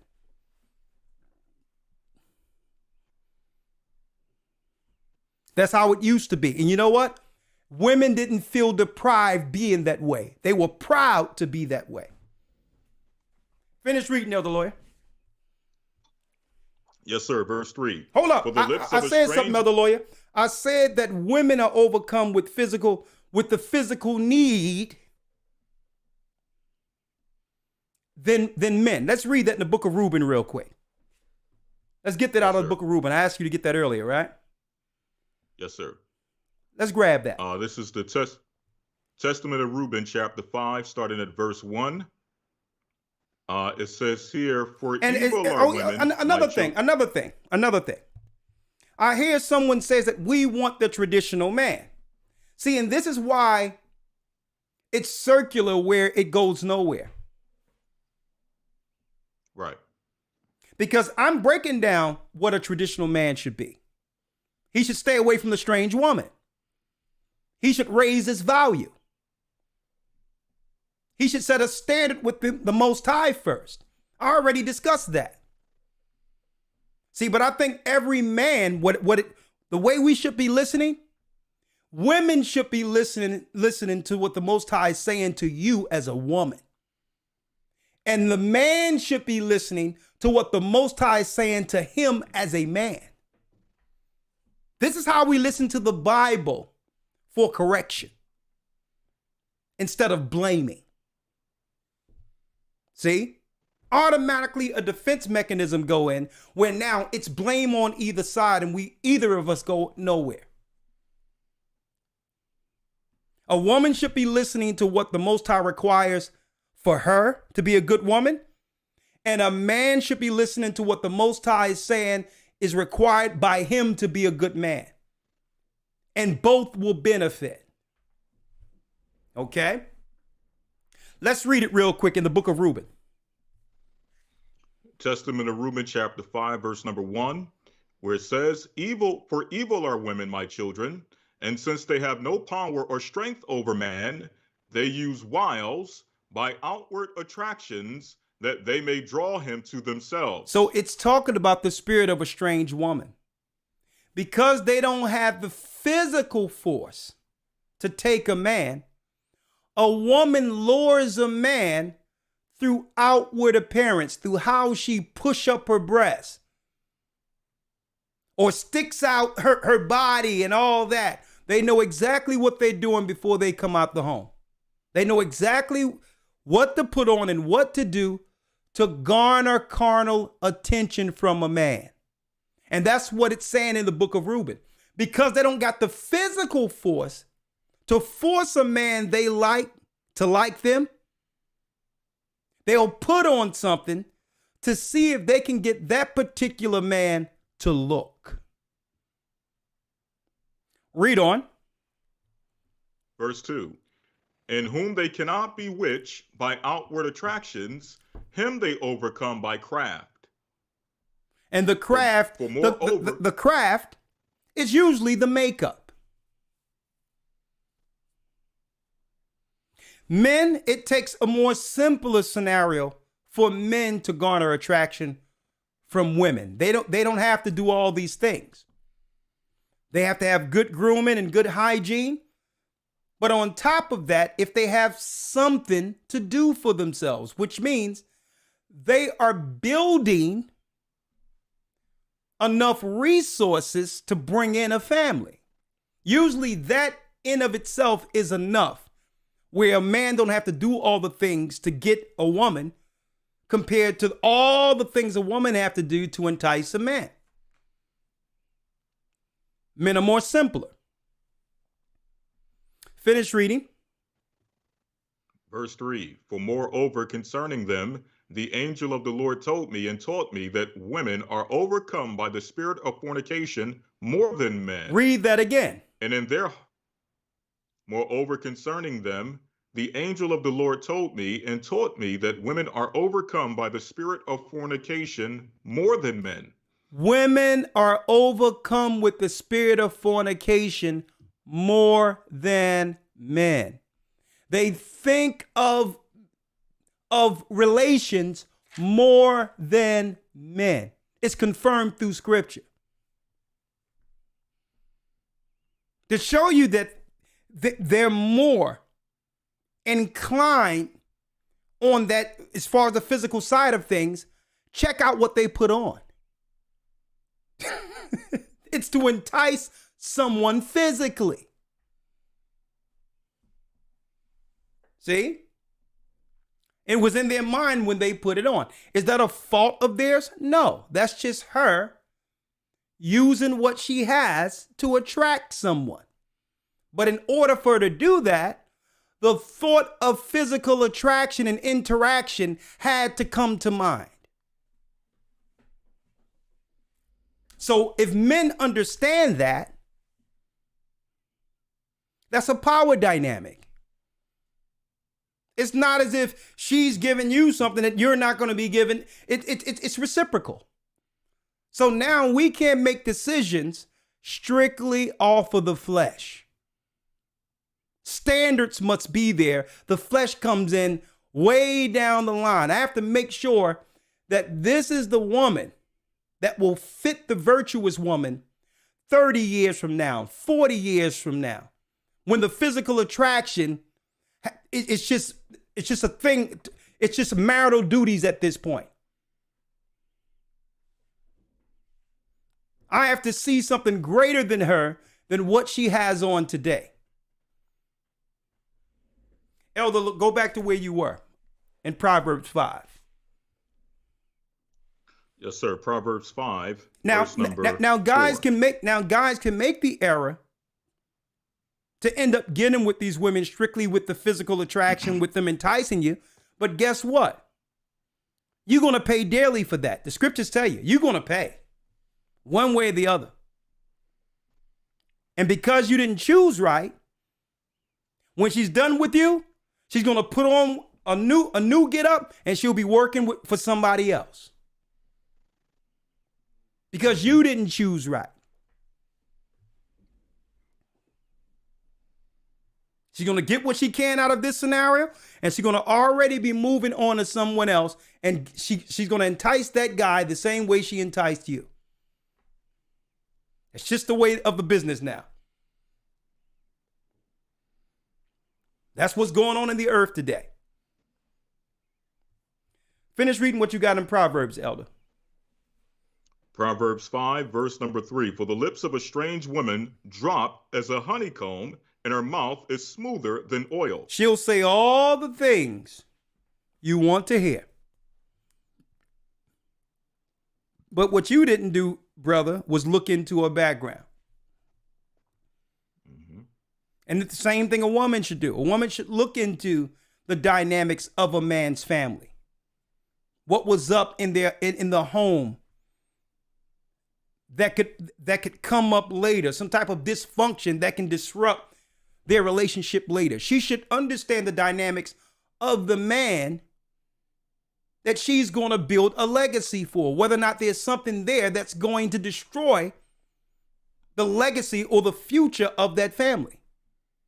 A woman should be asking questions and inquiring about that particular person, his relationships, his family dynamic. The same thing. A guy should be doing that when it comes to meeting a woman. And I told my son this right out, through age, through wisdom, and through me actually making mistakes. I tried to instill wisdom on my sons, and I tell my son, listen, before you get down or try to think about building long-term with a girl or whatever you want to bring to me, you need to go check out her mother first. Is her mother married? How many children do her mother has? Find out that dynamic, because 9 times out of 10, that's the woman who've instilled everything in that girl you are about to get with. And 9 times out of 10, when you get with the daughter, you're only getting a younger version of her mother. So think about whether or not you want to be with her 30 or 40 years down the line by meeting her mother. If she have traditional values, she's married, she's taking care of the home, she's doing all those things the Bible say, son, you have a keeper right there. That's a keeper. But if there's some dysfunction there, the only thing you're doing is getting with a younger form of it. Straight out. And I think that when it comes to our lives, we owe ourselves that. A woman owes herself to make sure she looks at the dynamic of the family, of the man she's getting with. If he's some thug and was in and out of jail and all that, and his father was doing that, and they're not about nothing, and you get with him because he's cute, or because he has a nice body, you're going to suffer the consequences. Because his body is not going to always be that. And the dysfunction that made his life will be the life for your children. See, and this is why, Elder Lawya, Abraham and Sarah, right? Outright, she told Isaac exactly where to go get a wife at. Isaac and Rebekah told their sons exactly where to go get wives from. Because why? They were family. They knew the traditional values that were amongst the tents of Shem.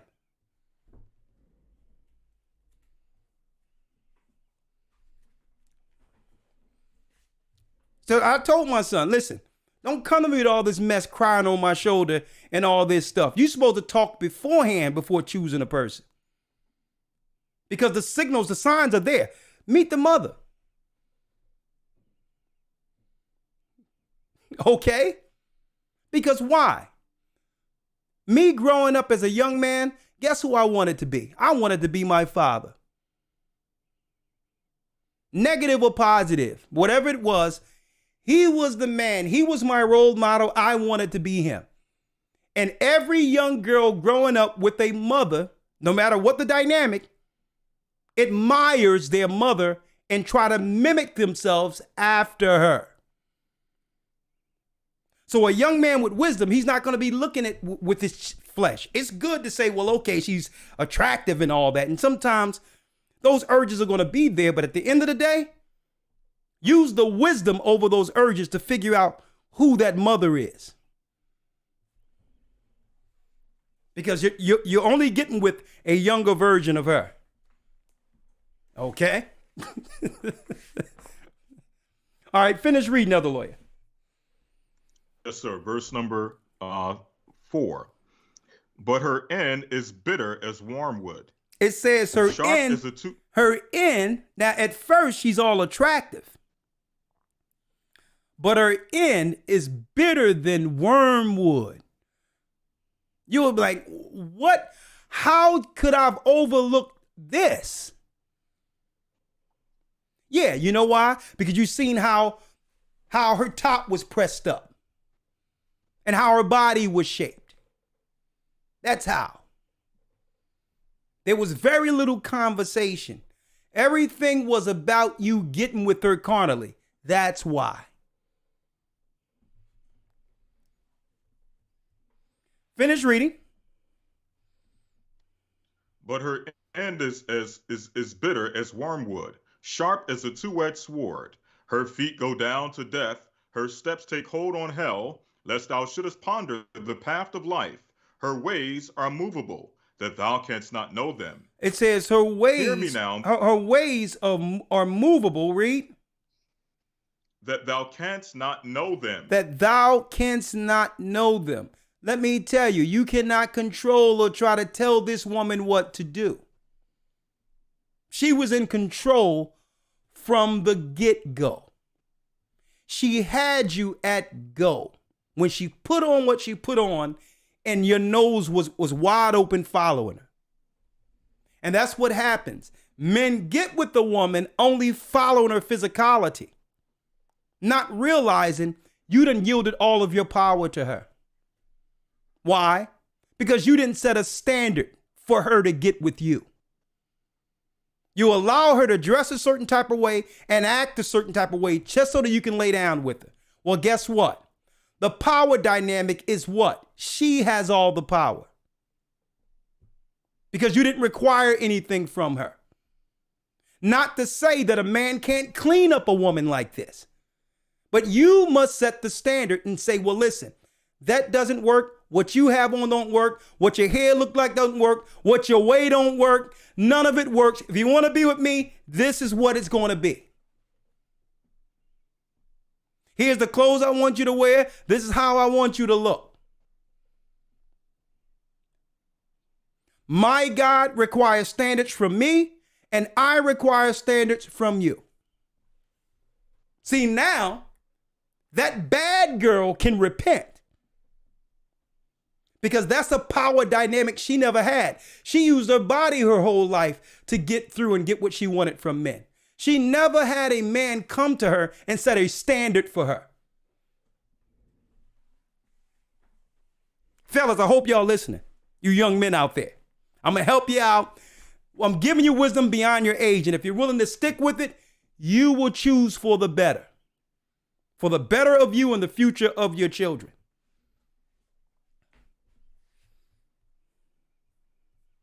Come on, let's go, Elder Lawya. Yes, sir. But I'm going to mention one thing off that last scripture, verse 6. Lest thou shouldest ponder the path of life, her ways are movable. That word movable also means unstable. Unstable. So that's what I'm saying. Right. So as you bring it out, yes, she looks good. Yeah, she's beautiful. But the reality is that you don't know what person you're getting from one day to the next. And yeah, and what we do, Elder Lawya, a man will get with a woman and think that now that she's with you, now you're going to try to put the standards on her afterwards. Right. And she's looking at you like, what? You changing. You like me. You didn't say nothing from the beginning. She's going to look at you like you have two heads. And a lot of us get with people thinking we can change them. She's like, well, hold up. You didn't say none of this from the beginning, because women are attentive to what was accepted in the beginning. Believe me. Because that's the standard set for her. That's it. So a guy will get with a girl and now he's like, man, the Most High is saying, I accepted it at first, but man, the Most High don't like the most what? You trying to switch the power dynamic? So we get with people and think we're going to change them. And that's where the conflict comes in. But go on. I don't want to bring out too much because there's other things I want to talk about strictly when I go into the split between the man and the woman in the academy. But go on, Elder Lawya. Yes, sir. Just one last thing before we move forward. Someone asked a question in the chat. Is there anything on a virtuous man? And what we're reading, this actual chapter, is about a man of virtue, a man making wise decisions. That's what this chapter is about. Listen, another thing is I'm speaking in reality. Because Lioness Fruits stated, and I understand, I'm assuming Elder is speaking about worldly women. This shouldn't be an issue in the church. I'm dealing with the reality of the world, including church. That's right. In some alternate universe where everything is good in the church and it's only happening outside in the world, in an alternate universe, we can make comments like that. Right. I'm just dealing with the reality of people according to God. Because when the Most High is speaking in the Bible, he's speaking about the children of Israel. This dynamic isn't different from the church to the world, even though we should know better. Because when it comes to worldly influence, that can take hold of an individual, regardless of whether or not you believe. Okay. Finish reading. Verse number 4. But her end is bitter as wormwood, sharp as a two-edged sword. Her feet go down to death. Her steps take hold on hell. Think about it. How many times I've heard different dynamics, different scenarios in the church where people come into church and the elder women, even when I was growing up in the Baptist church, the ushers and all that would have to come and take a cover or a handkerchief or something to cover women who was dressed sexually clad in the church. Even growing up, right. the elder women and the ushers had to cover up the women so that the men in the church could pay attention to the sermon. So I'm just dealing in reality right here. Okay. It doesn't matter what the social settings are. You're going to have women who's going to come in a social setting to garner the attention of the men there. That will happen. That's just the reality of the matter. Okay? And you have other women who will see that and looking at her husband, and now they're going to make sure they're going to have to be able to compete. If that's going to be allowed, that's not going to be only woman looked at. So this is the dynamic that happens amongst women, and you know it exists. How it is that I got to be a certain type of way, and y'all allowing her to walk through like this and all the men looking at her. That exists. Okay? Finish reading. Yes, sir. Verse number 6. Lest thou shouldest ponder the path of life, her ways are immovable, that thou canst not know them. Hear me now, therefore, O ye children, and depart not from the words of my mouth. Come on. Remove thy way far from her, and come not nigh the door of her house, lest thou give thine honor unto others, and thy years unto the cruel. Lest strangers be filled with thy wealth, and thy labors be in the house of a stranger. And thou mourn at the last, when thy flesh and thy body are consumed. And say, how have I hated instruction, and my heart despised reproof? And have not obeyed the voice of my teachers, nor inclined my ear to them that instructed me. Come on. I was almost in all evil in the midst of the congregation and assembly. Drink waters out of thine own cistern, and running waters out of thine own well. That's right. Drink out of your own cisterns and drink out of your own well. In a nutshell, we got to stop drinking out of other cisterns and all in other people's business and all in other people's houses. That's what it's talking about. Read on. Let thy fountain be dispersed abroad, and rivers of water in the streets. Let them be only thine own, and not thy strangers with thee. Let thy fountain be blessed, and rejoice with the wife of thy youth. Let her be as the loving hind and pleasant roe. Let her breast satisfy thee at all times, and be thou ravished always with her love. Exactly. And Focusing. Go on, read. I'm sorry, go ahead. Go ahead, Elder Lawyer. I know there's a little delay with us, but go on. Yes, sir. Verse 20. And why wilt thou, my son, be ravished with a strange woman? Read it again. And embrace the bosom. And why wilt thou, my son, be ravished with a strange woman? Why choose one of these strange women out here who only adorn themselves to sexually trap men? Read. And embrace the bosom of a stranger. For the ways of a man are before the eyes of the Lord, and he pondereth all his goings. His own iniquities shall take the wicked himself, and he shall be holden with the cords of his sins. He shall die without instruction, and in the greatness of his folly he shall go astray. Now, the reason why I'm going into this, men and women at odds this evening, folks, because it's playing out real time where because men and women aren't on one accord on the base level, and I'm speaking of people in the truth. It's coming out real time where people are actually dying because there's no order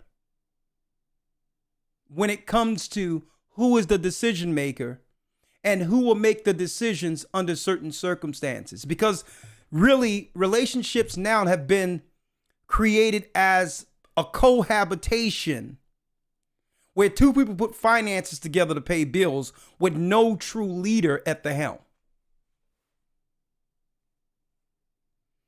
Right? You have people getting together with no purpose whatsoever than companionship.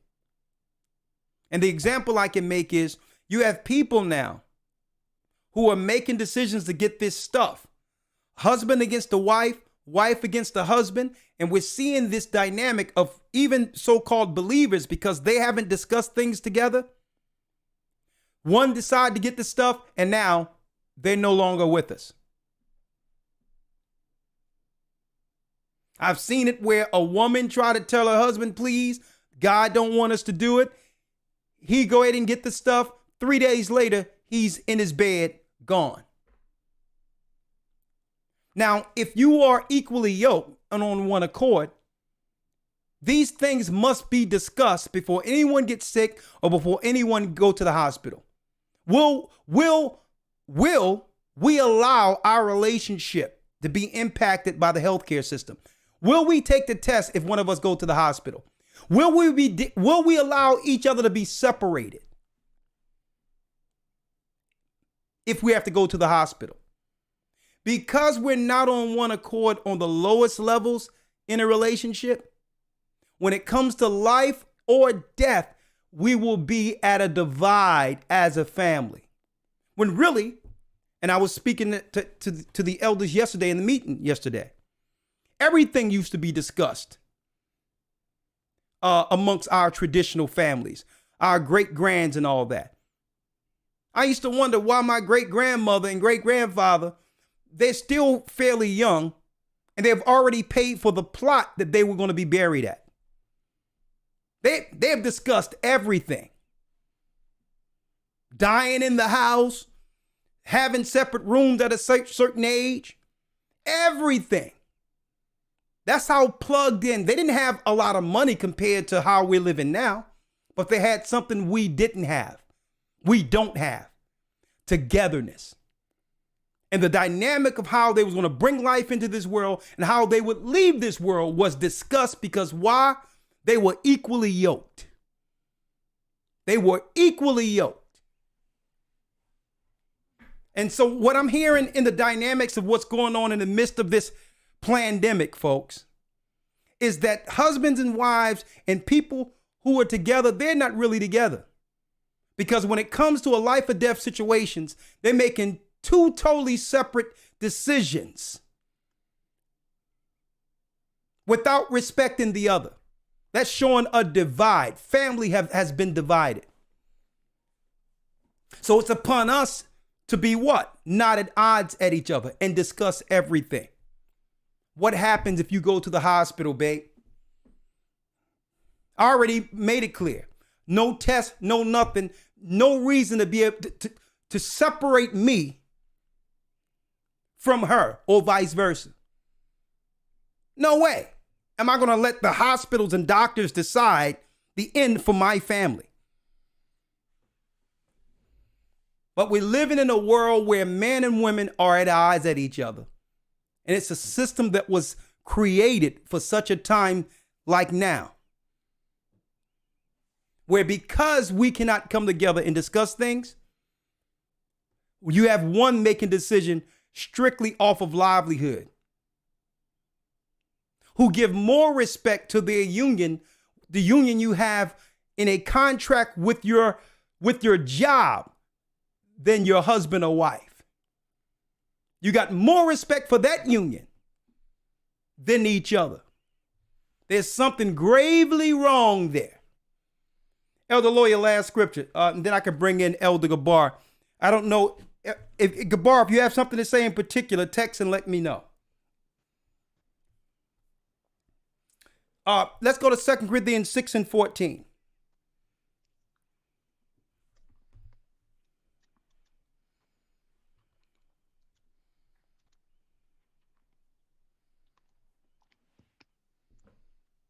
All right, 2 Corinthians 6. And 14, yes. Verse 14. Be not unequally yoked together with unbelievers. And this is, you know what? This is a problem right here. And I'm not just talking about unbelievers, those who don't believe the truth. I'm talking about even with people who claim to believe the same thing. Being Israelites, believing in Christ. You can be in the truth and say you're in the truth, but really you're in an unequally yoked relationship because you're not on one accord according to what? The positions the Most High made for man and woman naturally. You can say you believe and understand the truth. Who can deny the truth? The Bible is serious. But you could be unequally yoked if you're not following the word. Where a woman is operating in the position that a man should be operating in. And a man is operating subservient outside of his nature to be the provider and the protector.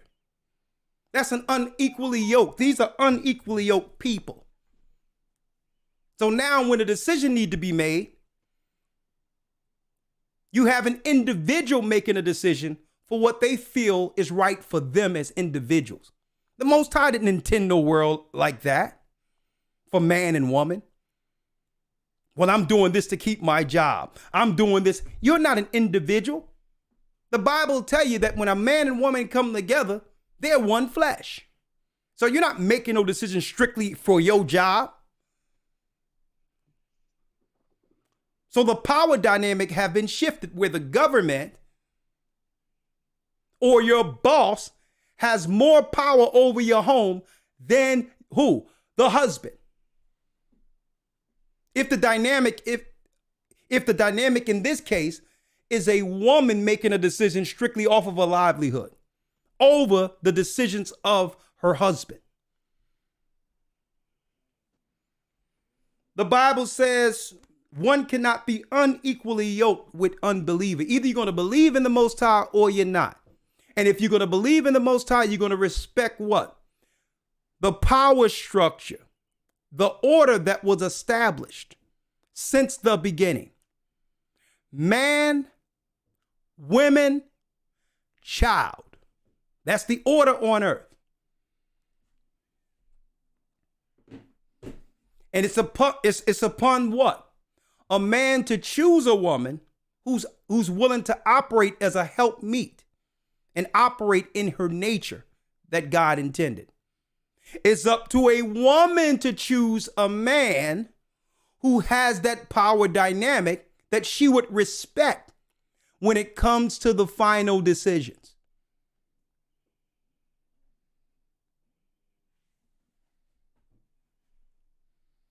A woman shouldn't get with a man in which she don't respect his decision making. There's going to be a conflict there. Why did you get with him for? When you didn't respect his decision making. When you don't see him that way.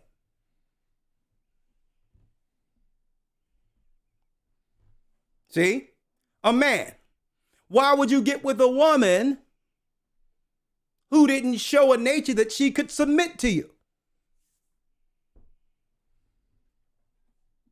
And if we don't handle these things in the beginning, in the beginning of the relationship, it's going to play out negatively at the end. And who knows, just like some of what I'm seeing now, it may lead to either or person dying because they didn't have that union from the beginning. Where you're in a relationship, but you're still making individual decisions. That's not a relationship. That's a roommate. That's not a marriage, okay? That's a roommate. Let me bring in Elder Gabar real quick. Okay, one moment.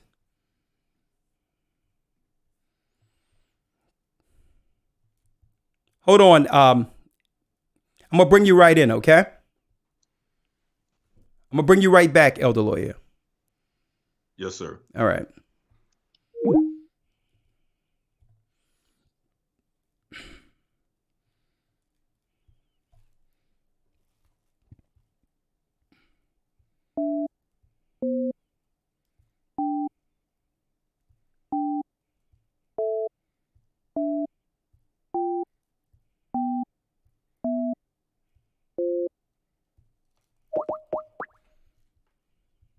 Call rejected. Hold on.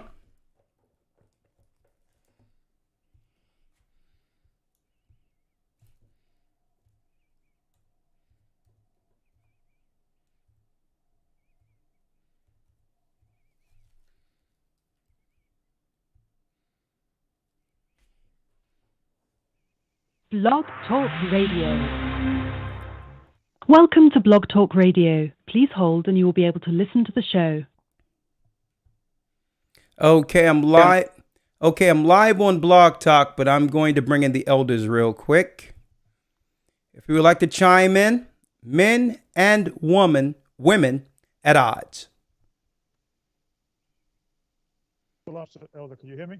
Yes, Unmuted. I can hear you loud and clear, Elder. Hold on. Let me bring in Elder Lawya. All right.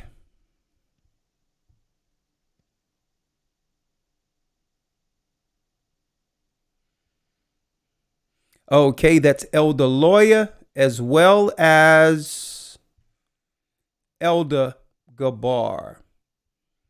Okay, I'm going to decrease so that you can increase. One moment.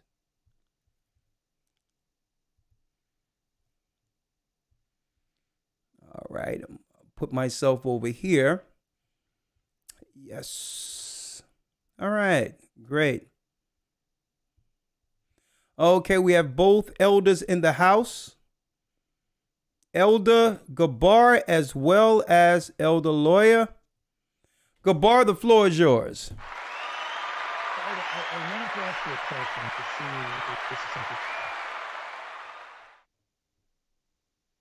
Okay, go on. Regards of signs, right?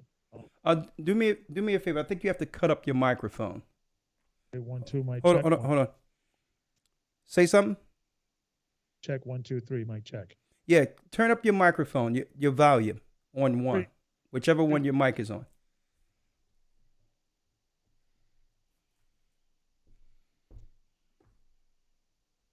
Check 1, 2, 3. Let me know. I have it pretty high up now. Okay, I can hear you clearly now. Okay. Yeah. Okay. I just wanted to just go over, kind of ask you some questions to see if you think this is something that could be fruitful to the church. Well, I don't want to discuss church dynamics on the blog unless it's something that's general. Right, no, more like something to put out in the ether so people could consider in the future when they are considering a mate, to choose the right mate, right? Well, let's speak in general. Generally speaking. Yeah. Do you think there needs to be a workshop or a discussion, or maybe experts we could bring in or what have you, to find out certain signs or certain body language or certain actions or lack of actions that someone is doing during the time of courting to help individual men and women to make better decisions? Like, let me give you an example. My mother always used to tell me, if a woman doesn't care whether you're eating or not, don't marry her. She has to, a woman has to learn how to cook and care about feeding her family, right? And she comes from that demographic. And lo and behold, my wife, who I married, she's like, I noticed very early on, even when we were dating, that she cared whether I ate or not, right? That kind of stuck with me, right? Because you usually date somebody like your parents. So is it a conversation, maybe a workshop or something, or a book someone could read, or maybe, we could just have an open discussion about signs to look for, because people do things consciously and people do things unconsciously. And just something I wanted to put on the table, that what things we should look for in a woman when we're courting, and what thing we should look for, or what things women should look for in finding a man outside the obvious, of course, believe in God, and having that spiritual, but outside of that, and I mentioned the cooking thing, because that's something that my mother told me that kind of stuck with me with Desiree and choosing her and things of that nature. And I felt that if a woman cares if you are fed, that's like a sign of love, right? And I kind of interpreted it that way, right? So I'm just wanting to throw on the table. Do you think that would be a good discussion?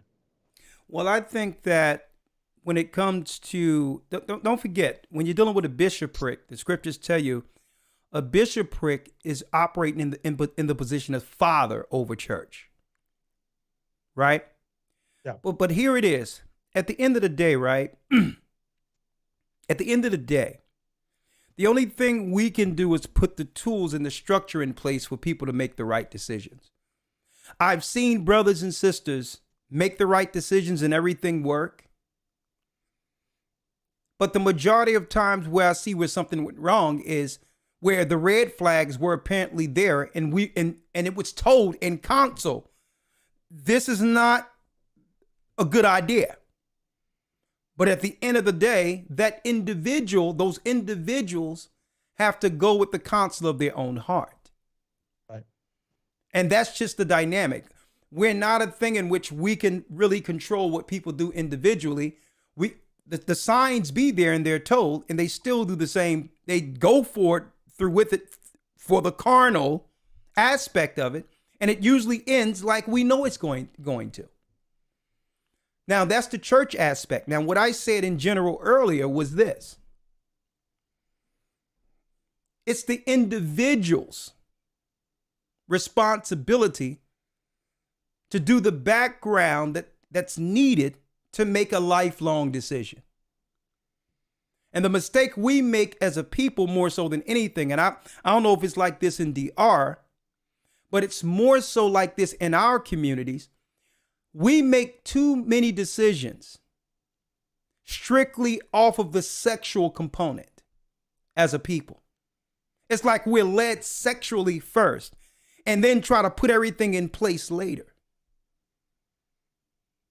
That's a backward dynamic that we must fix as a people. To not have a sexual attraction and let that be the antithesis of how we now structure a family because I'm sexually attracted to you. That's crazy. Okay, that's juvenile. That's high. That's junior high. So what I'm talking about is the wisdom dynamic, elders, and I'm speaking to you too, Elder Gabar, where understand that if you only deal with the physical aspect without charting out a full plan for your family like our families used to do, the traditional way. So if someone comes to us in a church, we make sure there's a dynamic where they get to meet each other. You believe the same thing. But at the end of the day, after that dynamic have been put in place, it's now the family must accept that person into their family like it used to be according to the Bible. Marriage is a union between two families, in a nutshell. So I just wanted to put out there earlier, Elder, that the mistake people make is usually it's led by sexual attraction. And you really don't know enough about this person to deem whether or not you'll be able to spend the rest of your life and have children with them. Right? Yeah. It's important that if a man, for me, it was important that you see a woman who was raised in a family dynamic. Father and mother went to the same church. The father, when it comes to giving away his daughters, he was in position to give away his daughters, and his daughters were married. They weren't girlfriends. So there's a dynamic that must be put in place for a standard for these young men that we're not seeing growing up in our environments. Growing up with dysfunction and abnormalities and trying to turn that into family. None of us can control the dynamic we was brought up under. But we can't make it an excuse that as a people, we can't make how we grew up as an excuse not to fix the dysfunction. Right? Go ahead, Elder Gabar. Anything else? Yeah, that's I was just thinking because maybe you're right. Sometimes people do ignore the signs, but maybe, and I would like to hear, your audience, discussion about, do they know to look for the signs? Maybe we're taking for granted. Maybe, people like you and I in our age, we lived a little bit, we could see those signs because we have experience, but maybe a 22, 23, 24-year-old person maybe don't know there's even signs. I'm just curious if this is maybe, some, not all, are not looking for the right signs or don't even know what the signs to look for. That's all. I was just thinking.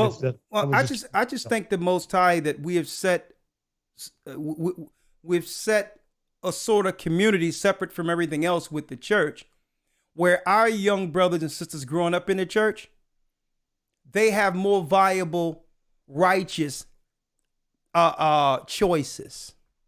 It's not perfect because we're all coming out of dysfunction, but at least to some degree, there's viable choices amongst the young men and women within the church because there's standards set through our teachings, right? It's more so an issue when it comes to, I wouldn't want to be a person in this world trying to choose a wife out of it. Why? Think about this. Young women are at the height of their attraction between 19 and 29, right? Where everyone is seeking them at their best to be with them. Yeah. And so what happens if all of that attention is garnered on social media? And now there's so many people attracted to these women between that age. It makes it, even if she is considering you, she's only considering you in a pool of other people. And under hypergamy, it's going to be hard for her to choose because she know once she choose once, she may have to let 20 or 30 people, 50 people go who's vying for an opportunity with her. So, I mean, it's tough for young women to have all these choices. And see, and this is why the scriptures say it, that women shouldn't be in position usually, especially young women, to choose a man. It should be a man of wisdom who would give these young ladies and say, well, listen, the less attention you get, the better. Because you want to be right for this one man when he appears. In all of her life, she's being prepared by a father and a mother to be with that one man who can benefit from all the qualities that's instilled in her through family. See? But I wouldn't want to be like when we were growing up, right? There was no internet, there was no Instagram, and you can find a good girl that without body counts and all that if you went to church. Or a social setting, or a dinner someplace, or a social gathering someplace. But we're living in a different world. I wouldn't want to be a young man right now choosing from these women because under hypergamy, there's so many different choices and they're in the prime of their life. And they're thinking, why should I have to choose? Suppose I choose this one guy and this other guy could be better. So what they're doing now, Gabar, which is crazy, they're just getting a little bit from all the guys who like them. Yeah. It's crazy. Yeah. And see what sisters needs to understand, and and I'm also, people that are not part of the body are listening and perhaps may look at the world differently than us, that feminism did hurt women choosing the right man. Let me explain. Go ahead. Because feminism teaches that who you have sex with is going to affect you later. And it's freedom, it's oppression. It's like if a man does it, he's a player. If a woman does it, she's a harlot, right? So they kind of broke away from that thinking to try to say you're equal to men. You could do the same thing as men. But a way that, and especially guys like me or guys that I grew up with, when you didn't want anything serious with a girl, if, she didn't pull out or give out the second date, third date, fourth date, you move on if you're not looking for a serious relationship with her. Okay, you're talking about the so world that was aspect. actually a mechanism that women used to have back in the days to fish you out, and a bad man.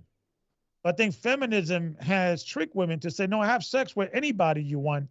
Don't, use those values that, women that grew up in the previous years, like respect your body, only give your body to somebody who deserves it. Those are good virtue things that help women when I was coming up to not sleep with the wrong guy. That they have to earn it. They gotta, go on a date and be respectful and open the door and see if the guy is serious and so forth, so on. Those things, the feminism kind of removed because there's a delusional grandeur of like you could do what the same thing what the guys are doing, even though what the guys are doing is wrong. It's like saying, okay, whoremongering is right then? If just because guys do it doesn't mean women should be doing it too. So I think a lot of things, and I want to hear from your audience and what they think, that maybe this thing of women being good girls and viewing it as lust it has destroyed women in relationship.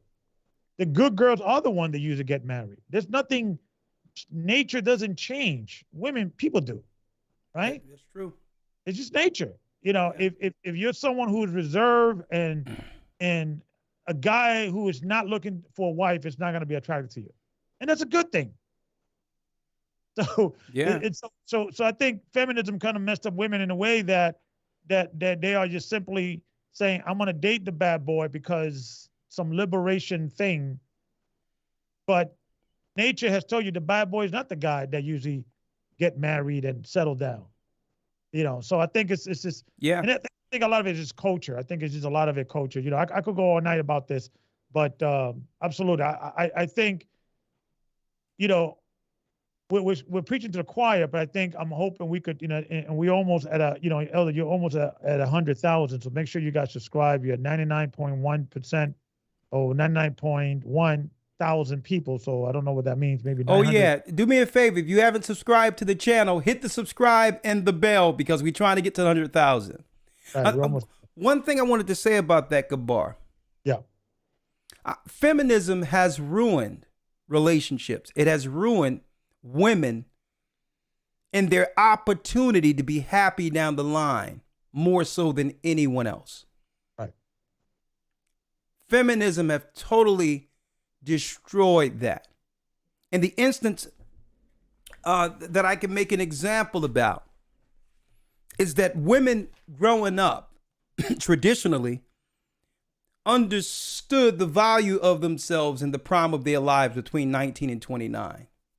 That if they was going to lock someone down, it was going to be within that time in which they can maximize their beauty and their what? In their, being able to have children and family before the age of 30. Yeah. But now feminism have told women, no, that early time is for you. Right? Right. The time where she should have been focused on her husband and having children and all that. And then at her older age, beyond 30, enjoying her family. Now they have taught women to think that you can start having a family at 30. Losing all that life where what? Where your body is made to have optimal children and a family without a geriatric pregnancy kicking in the mid 30s. So feminism has done so much damage. So much damage. And like I said, I wouldn't want to be a person living in these times, growing up in these times under feminism. It's psychotic. Now, the other thing I wanted people to know, and I talked about this before, Elder Lawya and Elder Gabar. Outside of the truth, the Bible tells us there's nothing on earth more powerful when it comes to influence. Outside of the truth, women are the more powerful entity on earth. And this is including a virtuous woman, a righteous woman. Because you would have a man go to war and die for a woman. You would have a man go land, sea, and go take down things just so he can make his woman happy. Only thing she has to do is be there. You will have a man die for the love of his woman. Men who even go out of the wits for the love of a woman. So women are powerful. But all in all, the greatest power in a woman, listen, is her virtue and her being shamefacedness. Her virtue, that means feminine. The world have made women too hard. And the world have turned men too soft.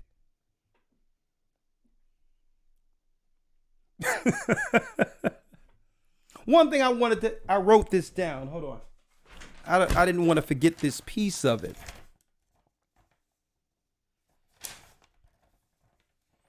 Because this can segue us into conversation as far as the phone call is concerned.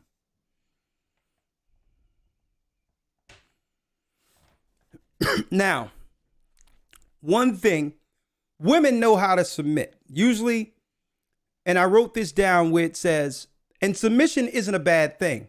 See the beginning of this video, you'll understand. To submit is a virtue. I submit to God. I submit to Christ. And when it comes to caring for who we love, there's some level of submission that men do for women. You expect him to open the door. You expect him, if there's a bump at night, you got to go downstairs and fight if something is in your house, that she lives over your life, right? You expect her to open the door. You expect a man. You expect the man to open the door. You expect him to do what? To pay the bill. So that's a level of submission for a woman that a man does to please his wife. Now, one thing I've learned is that women know how to submit, but usually women submit earlier in their life when they're still girls and pure at heart. That's when usually a time period where women submitted to someone they cared about. But usually what happens, if a broken heart happened or something happened bad, her heart becomes hardened, and the man down the line who deserved that submission cannot get it because she gave it earlier in life. What else I wanted to say? Yeah, here's a question. Here's a question that we're going to have for the audience, right? Who actually benefits from men and women being at odds? Who benefits from that? That's one question. And who benefits when men and women are a union and are not at odds? Who benefits when we're at odds with one another? And or who benefits when we're together? I want you all to answer that question. Before that, I'm going to ask the elders the question, then we'll segue to the phone calls. Elder Lawya, who benefits from us being at odds with one another, man and woman? Someone says the government. If I can revert to a scripture, just to keep it very brief. Yeah. Matthew, the 12th chapter, and verse number 25, where it says, "And Yeshua knew their thoughts and said unto them, every kingdom divided against itself is brought to desolation, and every city or house divided against itself cannot stand." So the question being, who benefits from us not being united? And I think that I think every aspect, and I think you alluded to this a bit earlier, just dealing from a business side of things, a commercial side of things, how businesses actually benefit from selling products to one particular facet of society who is making the majority of the financial decisions when it comes to spending money and things of that nature. So there's a corporate aspect that benefits from men and women being separate, men and women not being united, men and women being divided. There's a cultural aspect that benefits from men and women being separate. Spiritually, on the spiritual side, obviously we know that Satan, as the Bible says, Satan is the author of confusion. He's the one that brings forth this dividing line between men and women, confusing both men and women concerning what their particular roles are and what their responsibilities are to each other, and things of that nature. So, I mean, man, this empire really benefits from this. I would say this whole empire and all of the facets that come with it truly benefit from the separation that comes with men and women. If we ask the question on the flip side, who benefits by us being together? I think first and foremost, the man and the woman benefit. The children benefit because now it becomes a reflection on their family, their legacy. And obviously, men and women being the image of the Most High, if we're operating in our space as the image of the Most High, man and woman as He established us to be, then the Most High benefits because, as the scripture says, there's nothing more beautiful than a husband and a wife that agree.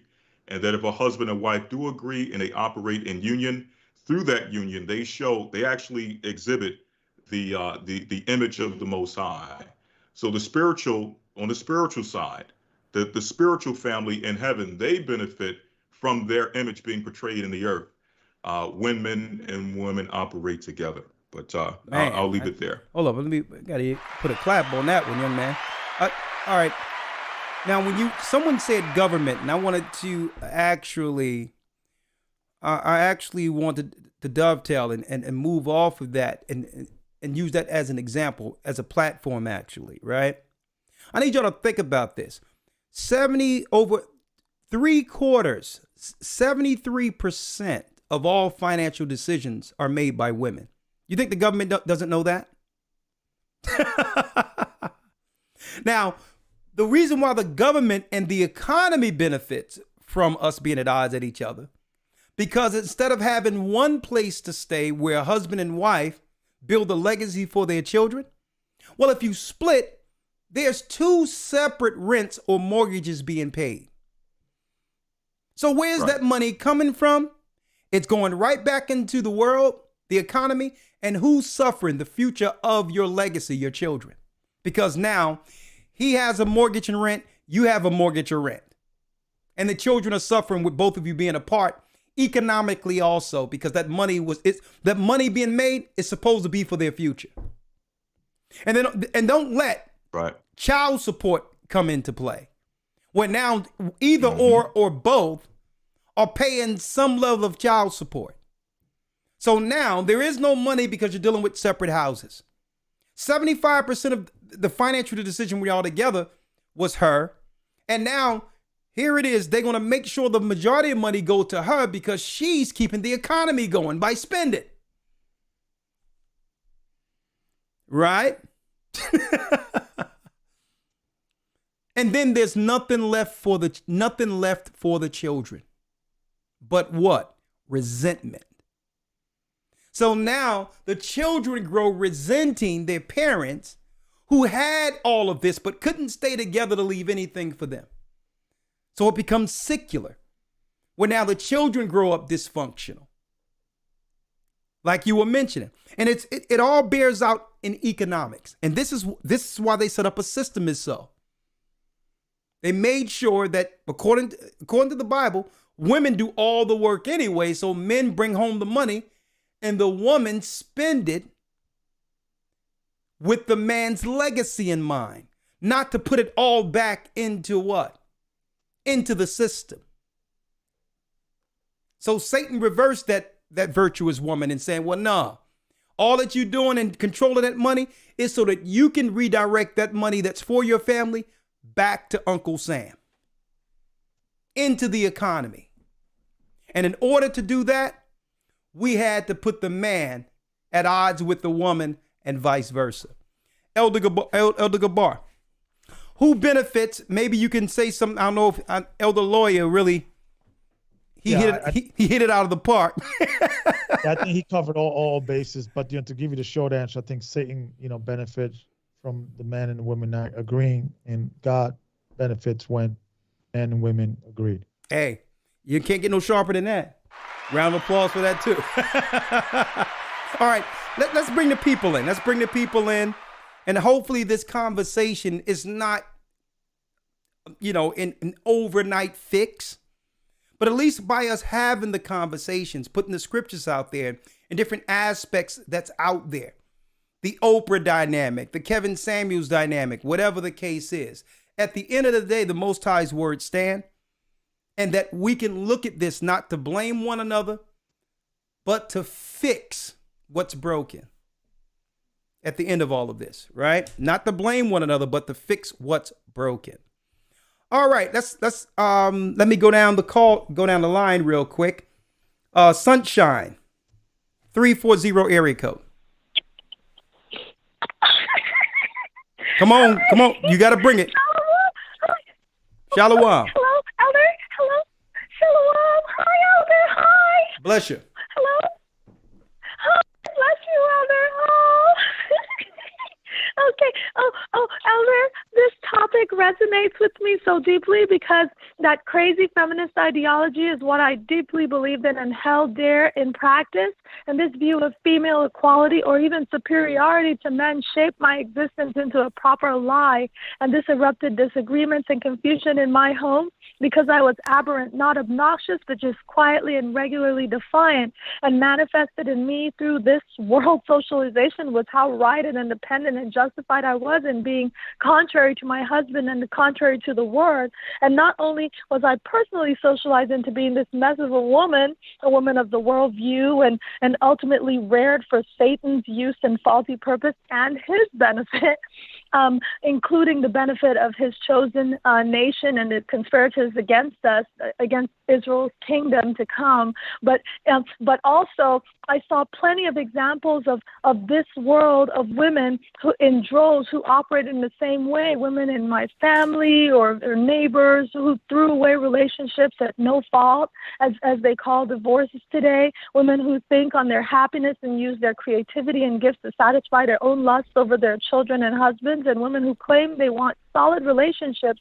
from one side of their mouth and then proclaim their independence from the other side of it while trying to destroy a virtuous woman's house in envyings and striving. So the entire operation of a woman raised for Satan is sheer hypocrisy. The existence is a well-nursed perpetual lie shaped in iniquity and born in sin, because it is so true that unless the cycle is broken, it keeps women in the dark and in a lonely rut past prime, like you were mentioning. But I just wanted to say, Elder, but blessed is the opportunity and mercy that a woman can receive through this truth. For we can now see continually and learn how to see and desire what we are purposed to be according to the will of the Most High through the Word.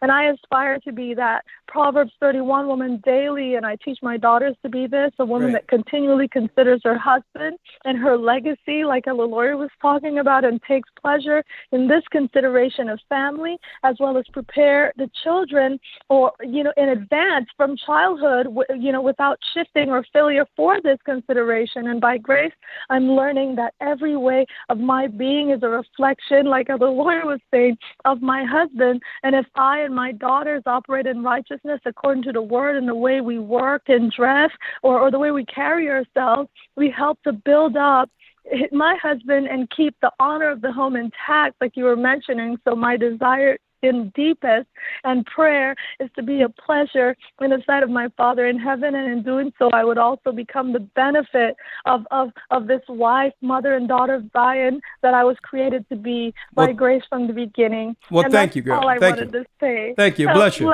Bless you, and praise the Most High. Bless There goes sunshine. Lawya. There goes sunshine. There goes sunshine. All right. She's been waiting, so I got in early. Thank you for being straight to the point.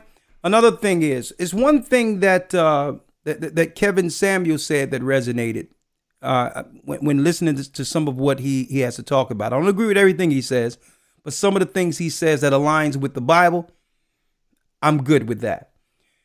One thing he said was he have a statement where he says that women give men access to carnal pleasure. Women are the gatekeepers for the word sex, right? And that men determines who's married, right? Women give access to their bodies, but men determines who is married, and that is correct. So when it comes down to getting back to the traditional way, women do have power. They have power to say, nah, you can't get access to my body if you're not going to marry me. That's a power dynamic. Right? And then some women would be like, well, I gotta put out because everybody else is putting out. But no, it shouldn't be that way. Be like, listen, if he's in a race with these other women, that's on him. I'm not getting in that race. I have traditional values, and in order for you to have access to my body, you must marry me. Let me tell you, that would slow up a lot of crap that's going on out here. If women say, well, no, I'm worth more than just you being without, marriage as a commitment. Right? So I do agree when he say that women give men access to their bodies, but men give women access to marriage. That's wisdom right there. And women have to understand that power. Right? That's power. I'll add something to that if you don't mind. Okay, sure. Hold on. Me as well. After you, Elder Gabar. Okay, go ahead. Y'all chopping at the bit, but go on. I'm waiting for a world that men are controlling not only the relationship but also the sex. The men are saying, "I can't have sex with you until you're my wife." When that day happens, that ain't gonna happen. Men take control. Okay? No, Gabar. That's wonderful. But as long as young men out here can get carnal pleasure without commitment, that's what they're gonna do. Well, yeah, not all of them. But what I'm saying is that when men, as in general, realize that their body is also valuable. Oh yeah.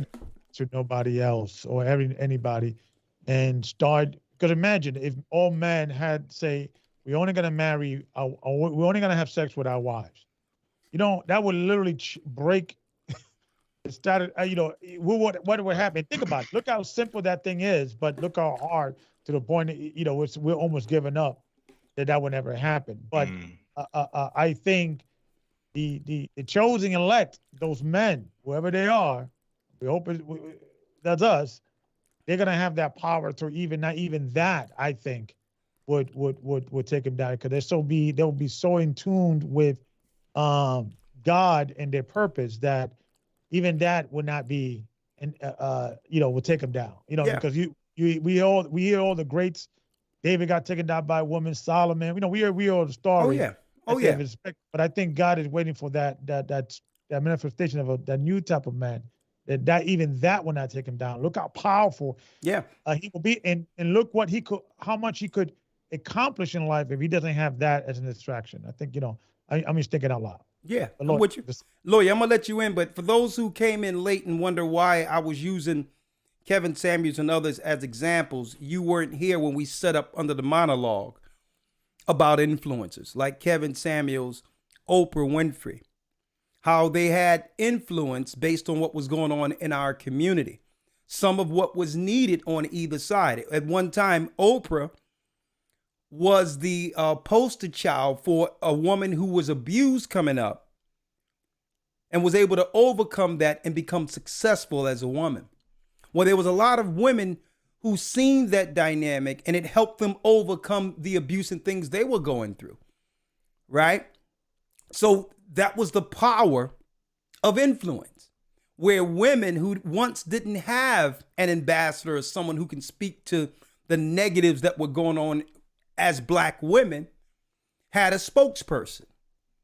And by the same token, all of a sudden the dynamic has switched lately, where men out there through an influencer has someone who's saying some of the things that men think but refuse to say.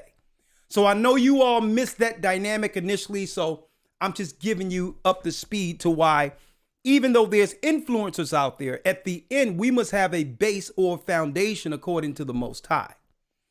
Because there was some wisdom in some of the things Oprah said, even though I totally disagree with her feminism and a lot of things. But some of what she did empowered women to overcome abuse.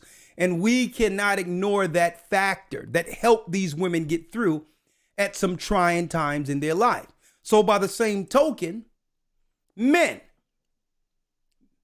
been silenced for a long time because media panders more so to the people who keeps the economy going. Women are 75% of the economy. Women make decisions on almost 75 cents out of every dollar that's spent in the world and in America. So there's a dynamic where men started to cleave to some of the things he was saying because there was no voice for men. So I just wanted to put that out there. And that's why he was spoken the dynamic of things as an influencer.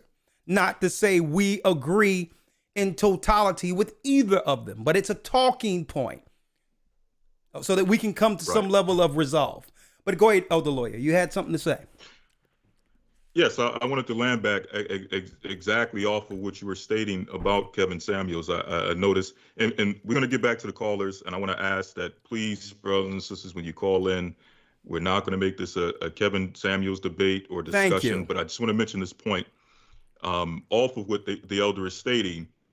Again, these are influencers, and with any influencer, you're not going to agree 100% with what anyone says. Yeah. I don't know any intelligent person who's going to agree 100%, especially if you're dealing with the foundation of the Bible, because the Bible is the filtering source, the filtering process. So if you have the knowledge of the Bible, there's not going to be too many people in the earth that you agree with 100% because you're filtering everything they say out of the scriptures. But I notice, one thing I do notice, anytime Kevin Samuels is mentioned, there's a lot, and it's not just this forum, but just in any forum in general, there's a lot of negative comments concerning him. And I'm actually interested to know how many people have actually heard or listened to some of the points that have been made that actually are, if not biblical principles, still would be good principles to adopt as either a young man or a young woman when it comes to decision making. And I'm going to make this point. This is my personal opinion.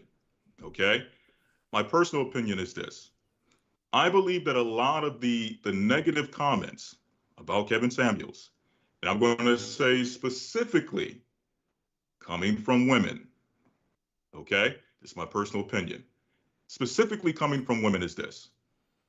As we've been mentioning earlier, there's been a time period in which men as well as women, or women as well as men, have been beat over the head so long with a lot of this feminist propaganda, to the point where men, when let's say a situation comes up where a woman talks about her experiences with men, all the negative, he was a drug addict, he was this, he was abusive. Not that we agree with the man abusing a woman, but a woman would usually give her testimony on a relationship, and she would draw the conclusion that men are garbage.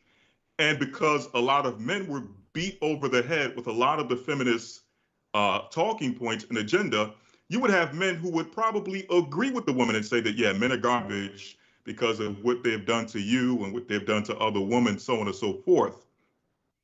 What I think that some of the points that are good, valid points that come from Kevin Samuels are points that would make the average man who would usually not hold a woman accountable.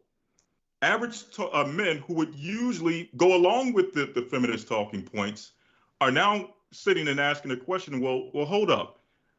You had all of these bad experiences with men, but the question is, how did these men enter your life? How did they enter your circumference? Like, average men are asking certain questions that they probably wouldn't have asked before hearing Kevin Samuels. Not to say that these points were not spoken before, but again, he's an influencer. He's coming from a place of influence where he's reaching a lot of people at once, and certain people who probably would never hear these talking points are now asking some of these questions. Well, Lawyer, let me ask this question, because maybe the people in the comments can help me with this. Not that I agree with everything Kevin Samuels says. He makes some good points, but in some things I totally disagree with. right? Because I'm a Right. Bible And people, man. and not to cut No, you off, Elder, but people keep mentioning the no, negative things I'm you saying, but say, like I'm, we agree with those things. I'm saying, no, but this is what I'm sorry, go ahead. asking. I'm not going to say anything. I'm going to ask the audience, what is Kevin Samuel saying that's wrong? Right. What is he saying that's wrong? Can someone put that in the comment? What is it that what Kevin Samuel's saying? Because I noticed when his name is mentioned, it's triggered all over the place. Right. Right? What is he saying that's wrong? One thing I heard him say is that what? The family should stay together, the man and the woman. And that people shouldn't be so quick to divorce and throw relationships away. Those two things I agree with. Right. So I thought we would get that. We get generalizations, cruel gestures, which leaves that open to opinion. All in all, what is he saying that's wrong? Is what he's saying right? And if it's what he's saying is right and it aligns with correcting ourselves, why can't we just take the parts that can help us? Right? I don't agree with everything he say. I mean, some of the things I totally disagree with.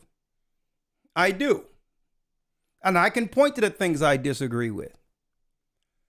With the thing where he's an older man, obviously he's dealing with a bunch of women, young girls, and he's not committing to none of them. Okay? So he's telling women that they need to commit this, that, and the other, but he's exercising options by dealing with outright saying that he got a bunch of women because he's a high value man. I disagree with that. But the things he say about women with family and staying with their family and not just throwing the family away and things of that nature when things go bad, I agree with that. Okay. Right. And I do agree. I do agree with his aspects of what a man usually wants from a woman. When he says fit, feminine, friendly, that's what men generally want from a woman. A friendly person, an agreeable person, a person that's teachable. I agree with that. Right? And that I don't see nothing offensive about that. Right? So I'm just saying, if you missed it earlier, I said that with these influencers, you have to do what? You have to chew and throw away the bones. But obviously, obviously there's something there. And usually when it comes to what happens in the world, a dynamic, sometimes the world will have a way of balancing itself. And I believe if there was no such thing as feminism, there will be no such thing as Kevin Samuels. So eventually, when you have an imbalance of something, usually it swings the other way. And that's just the way of the world. But I don't agree with everything that man says. He's not a bishop. He's an influencer. Let me get to the next call. Exactly. And go ahead, Elder Lawya. This last point on that. Oh, okay, go ahead. Last point on that. We have to really. I noticed that, and we're using him as an example, but I noticed this with anyone that has influence in this earth. If we mention their name, we get a list of long comments of every negative thing they've ever done, every negative thing they've ever said, which you can really do that with anybody. You can just list all the negative things they've said and done and use it as an excuse why we shouldn't either support that particular individual or at least hear some of the positive things that the person has to say. And what I'm saying ultimately is that, yes, we don't agree with everything someone says. We use the Bible as our measuring stick. Yeah. But at the same time, if someone says something that can actually be of a good value to someone everyone is not going to come listening to the Bible. They're going to have those people out there who are going to have good let's say, good advice for someone who is out there, don't have the Bible, but is still trying to find a way to guide their life in certain aspects, not in every aspect, but in some aspects. So, Elder Gabar, I mean, this is something else. I mean, Elder Lawya, this is something else. Yeah. I'm hearing people call a man a homosexual, and I'm like, so y'all know who Kevin Samuels been with? I'm like, I mean, hey, I don't know. I mean, is that out there? Yeah, like who knows? I'm just saying, you know what? When you hate a person, when you don't like a person, it's okay for you to say whatever you want about them. See, but the Bible says not to bear false witness. I'm sure if someone had proof of this man being a homosexual, that it would be out there right now. And I'm not defending him. I'm just showing you how even in our negative view of a person, we would even break laws of God and bear false witness and bear rumor. The only thing you understand? So let's leave it there. Let's leave it there. All right. Yeah, let's leave it. Yeah. Let's get to the next call. I was like, oh my God, they got to scorch the earth with this guy, man. I'll tell you. 678 area code. Eleanor has a question. Shalom. Shalom. How are you doing, Eleanor? I'm great. How are you doing, Elder? I'm doing well. You have a question? Yes. I was wondering about the academy. Do I have to be a member of the church in order to be in the academy? No, ma'am, not at all. Anyone can be a part of the academy. You don't have to be a church member. Just go to historytimes.org and enroll, and we'll send you the welcome packet and all the information to be welcome into the academy. Only thing you have to need is a computer or some type of device to see us on. The same way as right now, you can come on in. You don't have to be a baptized member. If you decide to be baptized and be a member down the line, that's your choice. But no. Oh, okay. My last question is, how do I become a member and fellowship with the body? Okay, good question. Where are you? What city and state? Atlanta, Georgia. Okay, yeah. Just send an email to Geo. Matter of fact, let me do it this way. Let me do it this way for you. Hold on a second, okay? One second here. Okay, let me have your name. Your name is Eleanor?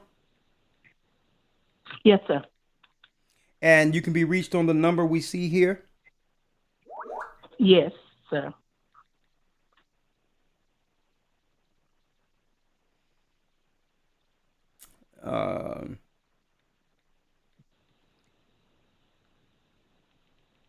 Hold on. Eleanor, okay. Please contact for gathering. Okay, Baruch will call you up soon, okay? Sister Eleanor? Yes, sir. I'm still here. Okay, I just sent your number to the brother that leads there. He'll be reaching you by tomorrow, okay? The water. Ayen Debar, welcome to the fold. All right, let me place you on hold. We have Cora with a comment and or question. Oh, good evening, Elder. How are you? I'm doing well. How are you, Cora? You can see the topic. I'm fine. The topic is, yes. Usually, boy, I'll tell you what, some people, they be hating Kevin Samuels. I'll tell you that. Man and women at odds.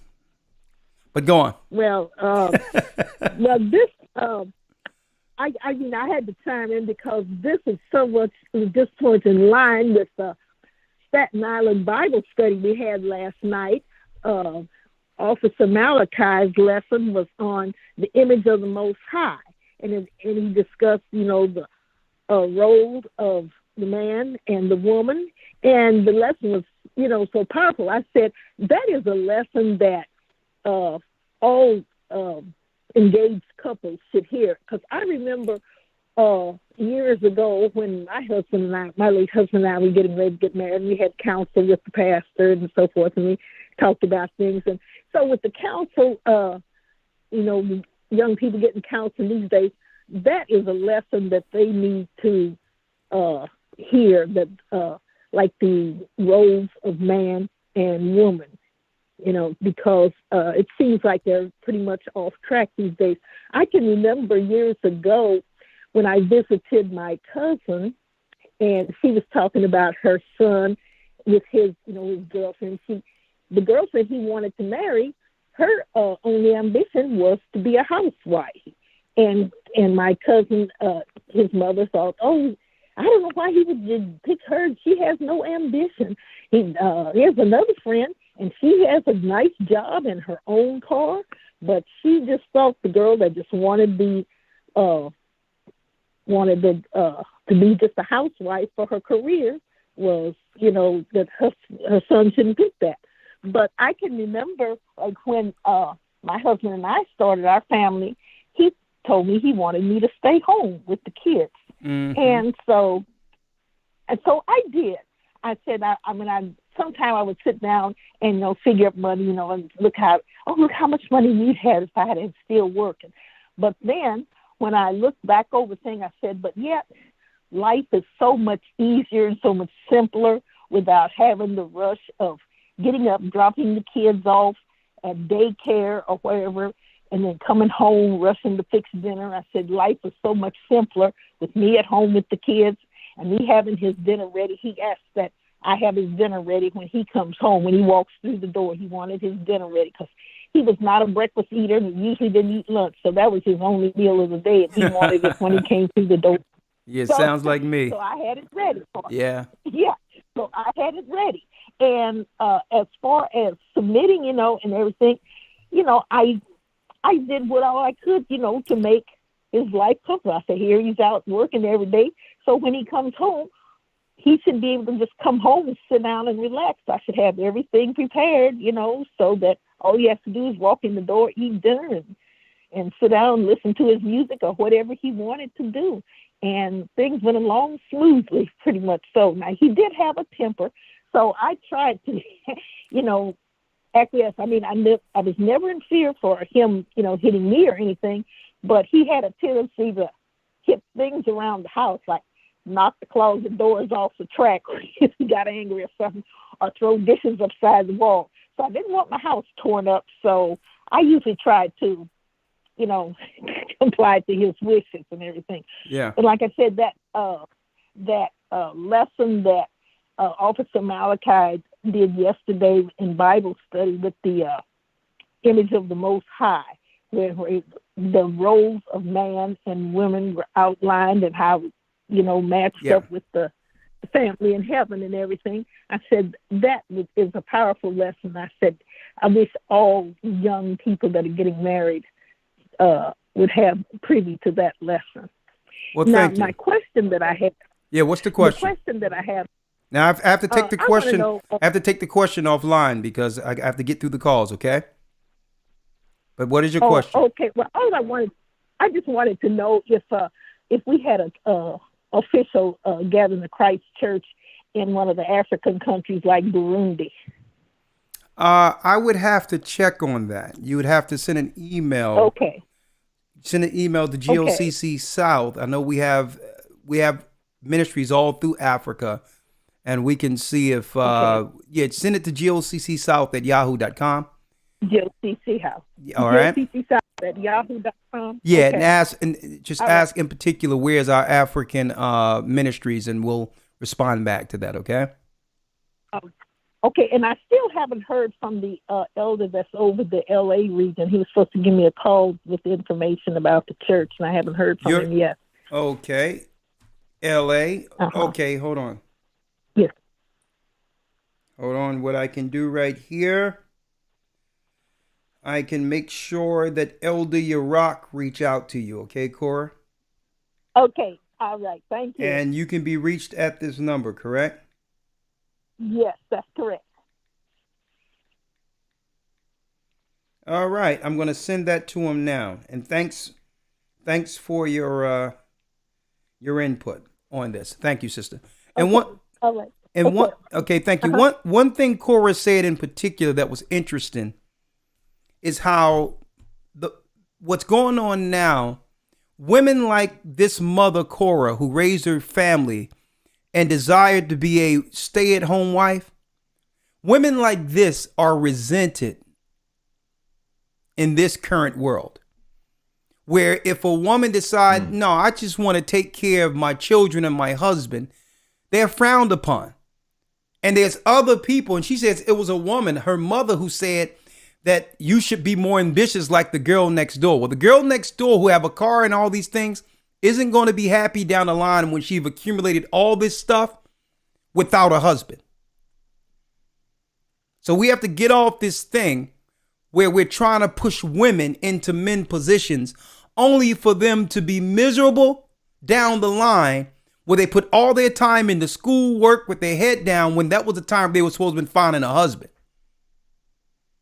Because there's going to be more time in her life, in her 30s and 40s, going into her elder life than it was with that small window in which she could have found a husband between 19 and 27. So we have to switch the messaging out there and stop telling women it's not about career. Your career is the wife for a good man. We need to switch the messaging out there. 618 area code, Danny. Okay. Shalom, Elder. Shalom, how are you? This brother, I'm all right. Blessed by the best, and his name is Ahaya. I got I got my 15-year-old daughter. She wanted to ask you a couple of questions. Okay. She was listening and sure. 15 years old. Come on in. Come on in. Come on, Jay. Shalom. Shalom, 15. What's your name again? Jada. Hey, how you doing, Jada? What's the question? What age were you when you decided to get your act together and move on into the truth? I don't know if it was a thing where I decided to get myself together. I grew up in the church. I was raised in the Baptist church. So I've always had a love for the Most High growing up as a young man in the church. So we knew God. Okay, we knew the Bible. The age that I found the truth that I was an Israelite, I was around what, 21 or 22 is when I found the truth that I was an Israelite. And that changed everything. I couldn't believe that what these guys were saying was actually in the Bible. Especially with me being raised in a Baptist church. You couldn't tell me anything about the Bible. So I started looking at my Bible when guys started saying we were Israelites and slave ships and all that. And one night I just went through I just looked at my Bible and was wondering, how was all this stuff in here and no one told me this in the church? I thought they were reading from another Bible. All right. But I would say in my early 20s is when the Most High began to awaken me.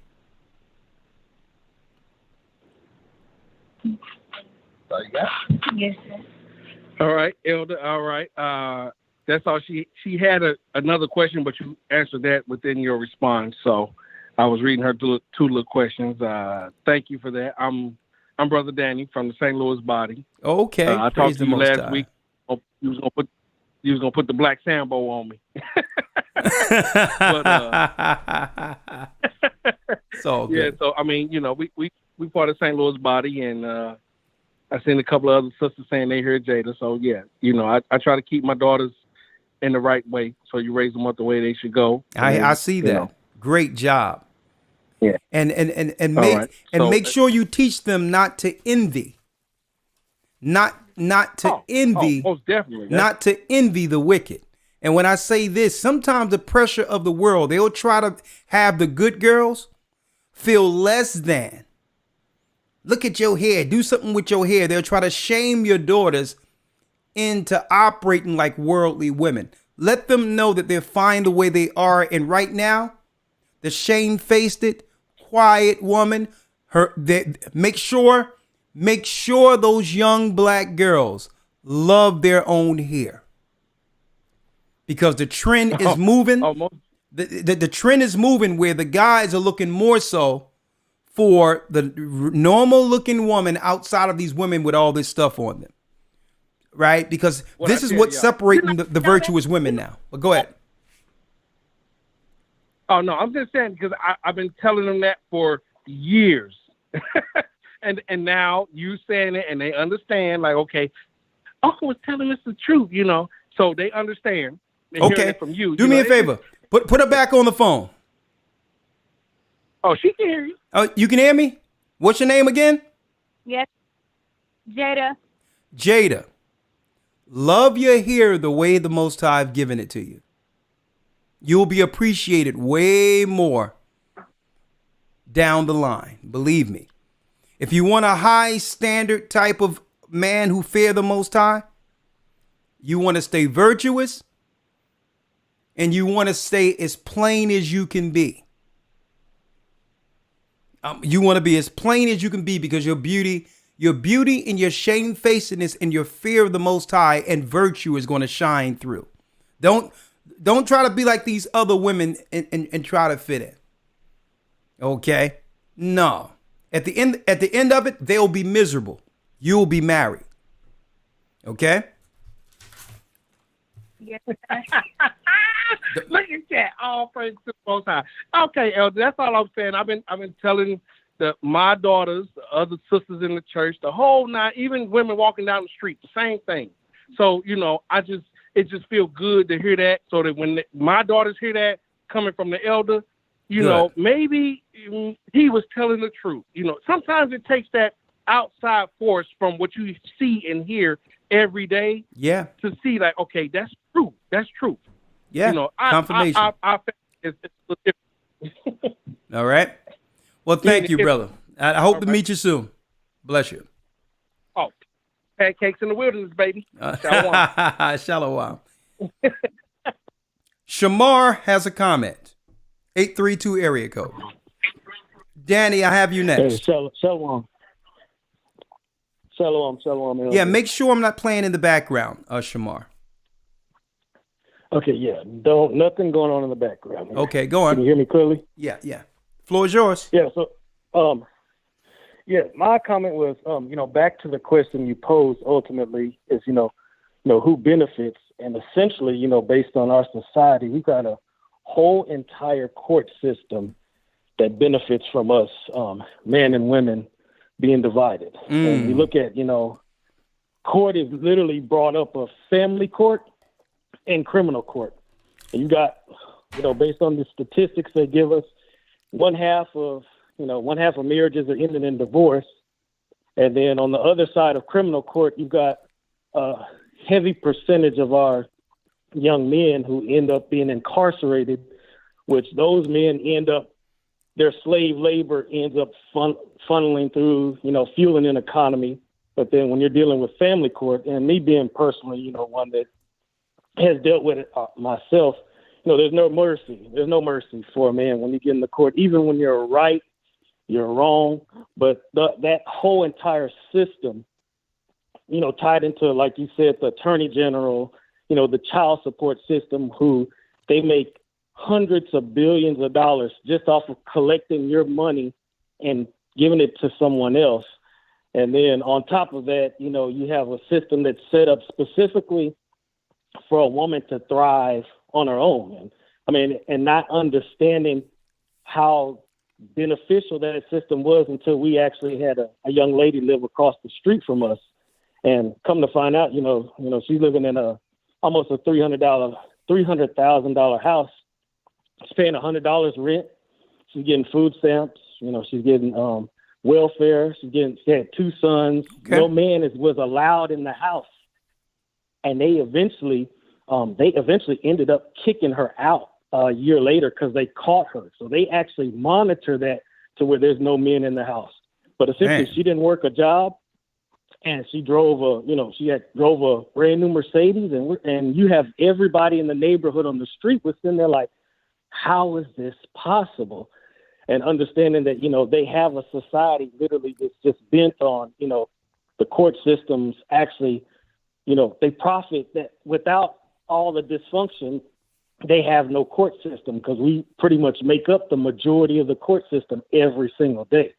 And then, like you said, on the flip side, what's beneficial, now we've got church bodies, we've got the legacy involved too, where we're passing on these same tenets to our grandchildren, our great-grandchildren, and, mother and father and great-grandmother and great-grandfather. You usually, our generation, we knew our great-grandparents. It was very rare that there was some kind of separation where it was only great-grandmother and the father was not in the picture. So that was just my comment, from my personal experience that, knowing, and I know you're able to expound on that, as well, that this system literally, they thrive on all of our dysfunction, especially between us, because we're the salt of the earth. So that Thank was you, all brother. I had to say. Great point, Shamar. And what I did, I put on the screen, years ago before I went overseas, there used to be a backdoor type of room right off of Market Street. That used to be the family court of Philadelphia. Right off of Chestnut, it was a small backdoor room. That's how small family court was in Philadelphia. When I came back into the United States, this was the family court on your screen that was built off of what? Disagreements between men and women. Man, look how shiny and elaborate the Philadelphia family court is now. I wonder who paid for all of this. It was a backdoor room in the 90s that only held a handful of people. And by the year 2015, they got the Taj Mahal built from the bottom floor upward in the center of Center City off of disgruntled relationships. Brother Shamar, you're right on. You are right on there. 281 area code, Dan. Shalom, elders. How are Shalom. you? Oh, I'm blessed. And I'm just grateful to be here. Very quickly on the topic, men and women at odds. It's so on time.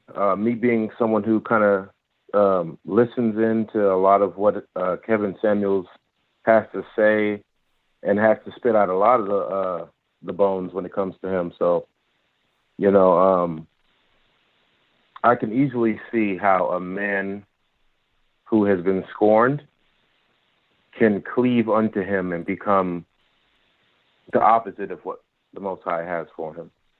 I can see that too. I can easily see, I can easily see how a woman who is scorned, almost more so easier, a woman who is scorned, who can see Oprah and the countless other operatives who just have so negative to say about men, can become just the opposite of what the Most High has for her. And I do like to see where the Most High is working in things. So when I see Kevin Samuels and I see men like him, I just praise the Most High for at least the fact of the matter is he's bringing things to attention in the forefront. The conversation. In front of women. The conversation is being had at least. Yes. Yeah. And I believe the conversation is a good thing. Whether you agree with either side, the fact that we're talking about things we couldn't talk about before are important. But go on. Nail on the head. Yeah, exactly. These conversations that, and I try to not only focus on the Black community, but I am a black man, Yes. and our issues are brung up to the forefront more quickly than anyone else's. Well, So you have to realize when our issues are unique in of itself. yeah, No other community can say a million of us or more were brought into slave ships where a whole society was built off of us. That in of itself created a different dynamic that most races of people cannot relate to anyway. It built a dynamic within itself. So it's not to exclude, because feminism has destroyed society as a whole. Chivalry is dead because of feminism, and it doesn't matter the race. Okay, that's one thing I can say for sure. Feminism is a very dangerous dynamic because there's no repairing. There's no repairing what that dynamic has cut loose on society. vast damage. Yeah. Because men aren't going for it anymore.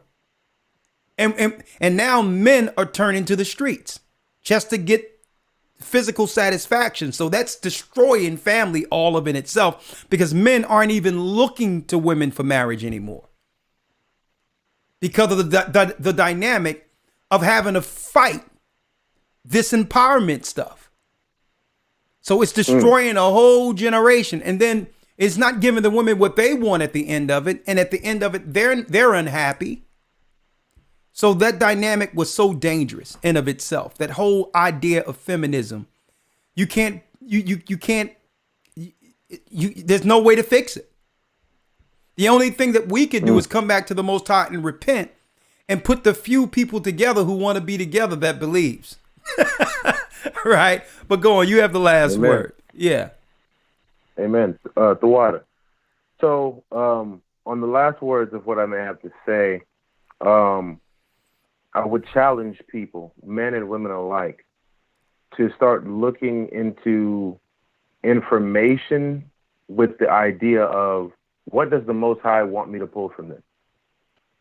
You know, we have to put on our spiritual glasses and look into things on what the Most High's purpose would be out of this information in the first place. And if it adds no glory unto the Most High, don't even have a curiosity for the information. I want to say that's what I would like to give. Let me say this real quick. Okay, go because ahead. It doesn't matter what people think about what's out there. The reality is it exists. And one thing about anything that has an influence, we can't shame it away or try to down other people and try to shame them not to look because it's beneath whatever we think people should be viewing. Right? No one, and I know, and I'm gonna show you how backwards that is. No one did that when Oprah was destroying a whole generation of women. For 30 years. Yep. No one was saying anything. No men anywhere were saying, hey, don't be listening to her. They're incels if you listen to her. Something is wrong with you if you listen to her. And that's the dismissive spirit that have people doing what? Standing up and becoming more defiant. Because people are trying to shame others into not seeing something. Well, it doesn't work that way. If it's out there, it's a dynamic that even if we don't agree with it, it should be able to get discussed. Yeah. Right? It Absolutely. should be able to get discussed because it's having an influence. How many years the Christian church tried to ignore Israelites away and thought we would just go away just because we weren't having an impact of the mega church? They were dismissing, oh, ain't nobody listening to that, this, that, and the other. But eventually, it gained traction. Conception. And it got to a point where everyone had to stand up and realize that it wasn't going anywhere. When an idea is out there, whether you like the person or not, whether you agree with it or not, it ain't going anywhere. Which means eventually the discussions have to be had concerning the destructive behaviors within our community. Men were able to deal with it for years, And women going to have to deal with their destructive parts that they've been getting away with for years. And that's just the reality of the matter. Brother, let me get to the next call if you don't mind. All right? I'm on. Shalom. All right. Shalom. Great point, Dan. All right, Kelsey. Shalom, Elder. Shalom, how are you? I'm doing good. How are you doing? I'm doing well. Yes, sir. I just have a quick comment. I'm reading this book called Fascinating Womanhood, and it offers guidance for a new generation of women, and it just teaches us how to have joy and just be fulfilled and just really cherish our womanly roles and duties, So overall, it just really helps women in this generation to rediscover the power in being feminine. And so applying what I've learned so far from the book, with some self-examination, I had a conversation with my child's father the other day. And we're not together, but we do share a 2.5-year-old. And typically the conversation we have is tense, it's not pleasant, and overall just nothing really productive comes out of that conversation. But this time, when I had this conversation with him a few days ago, I used a feminine tone with him. I didn't come at him with a masculine energy. I didn't interrupt him when he was speaking. I wasn't in defense mode. And it was this conversation where it was the most productive. No one hung up on each other. There was no exchange of words. Just by me being my natural feminine self, turned the conversation for the first time into something meaningful. And, I remember I just hung up from the conversation relieved, as opposed to how I generally feel after a conversation with him, which is usually, upset or angry or irritated. So I say all that to say, it really is a breath of fresh air to embrace being my natural feminine self.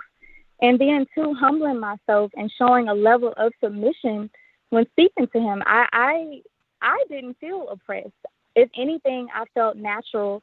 And like I said, I just felt really relieved. So okay. I just thought I'd share that. Let me ask you this. You said you have a 2.5-year-old son, daughter? What? A son. Yes, sir. Okay. And you're no longer with the father? Correct. Is there any way that there can be some level of reconciliation for the sake of your son? I don't believe so.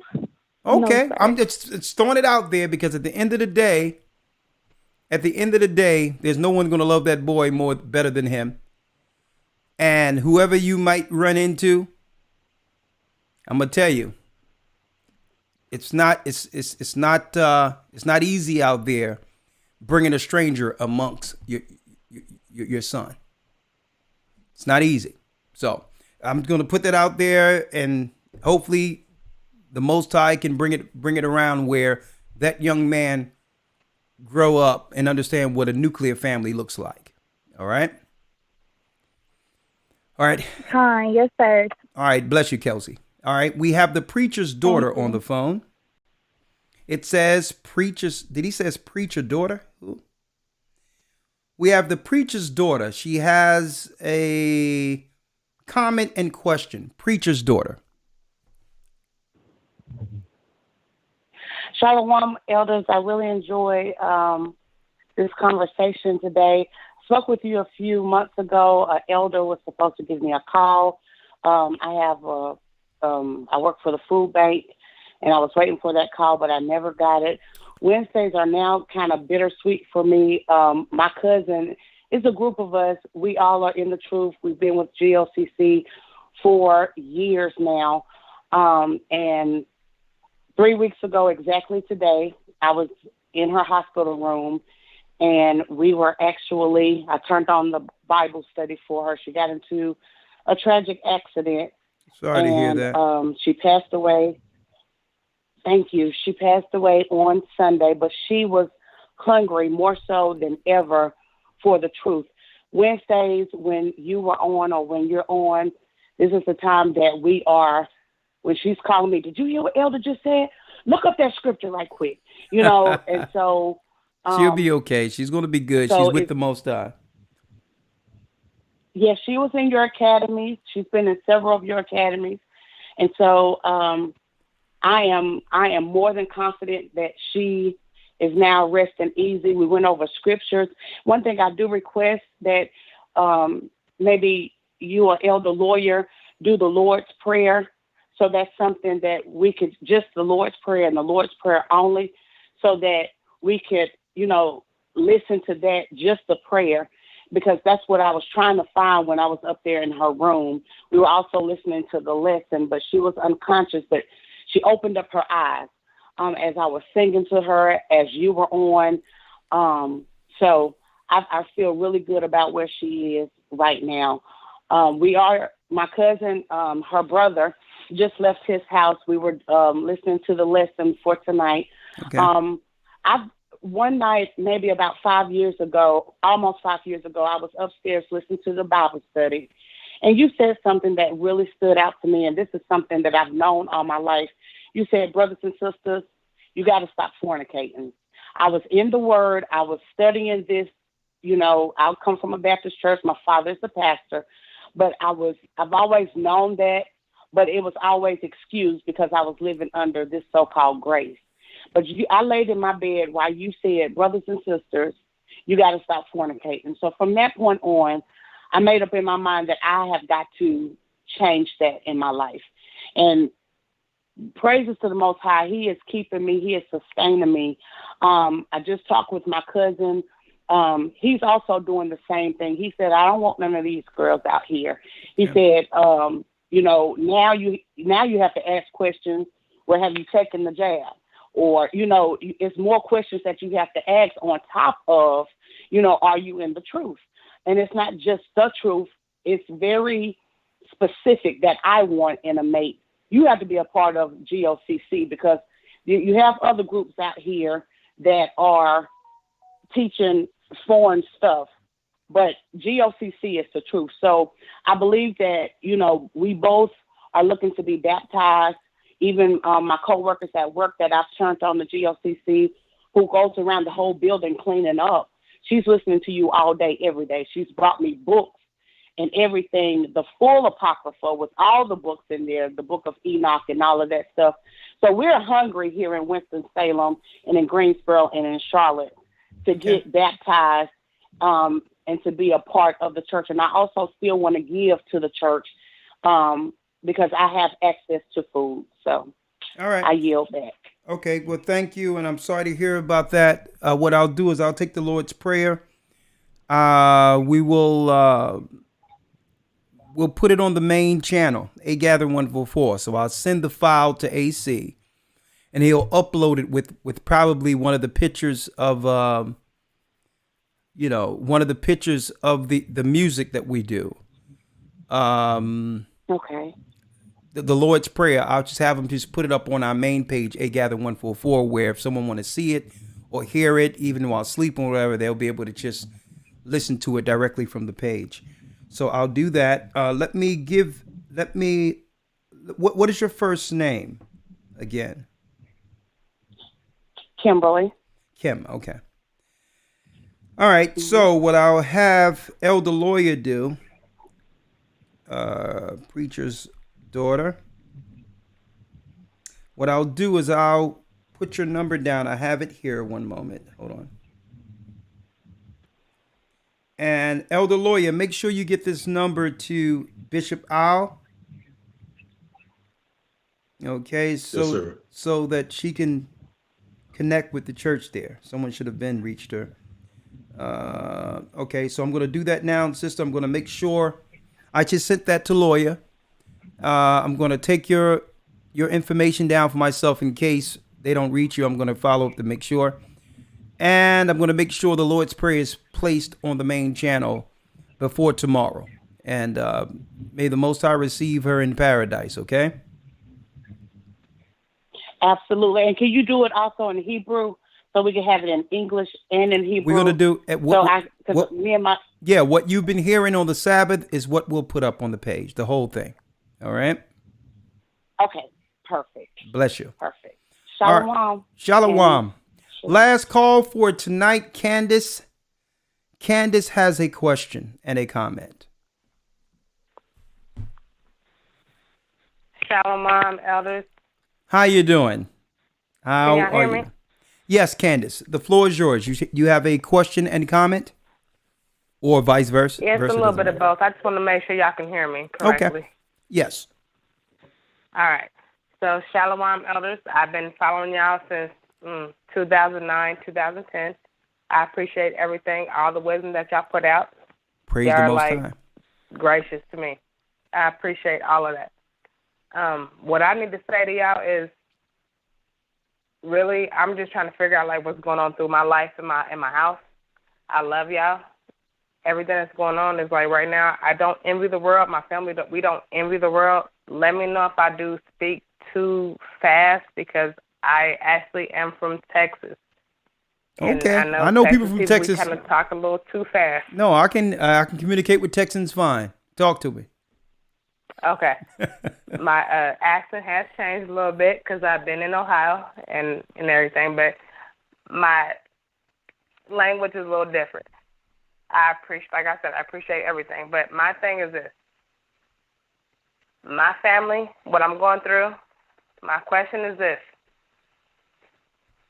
How I'm trying to make sure my husband is where he needs to be. I am everything that he needs to be in a woman. And our kids were everything that we need to be, but I'm trying to make sure he needs to be where he needs to be. Well, sister, We're hold going on. through so much. But sister, what do I'm he sorry. want? Go ahead. What does he want? You're saying what you want for him. But do he want to be the man? Does he want to be the man that the Most High expects him to be? An elder, he does. Okay, well, there we go. He Let's does go. want to be that man. Okay. He does want to be that man as the elder that everybody want him to be. But I'm going to be honest with you, he's going through so much. And I feel like I'm his backbone, but I'm hurting right now because I'm trying to make sure he's where he needs to be.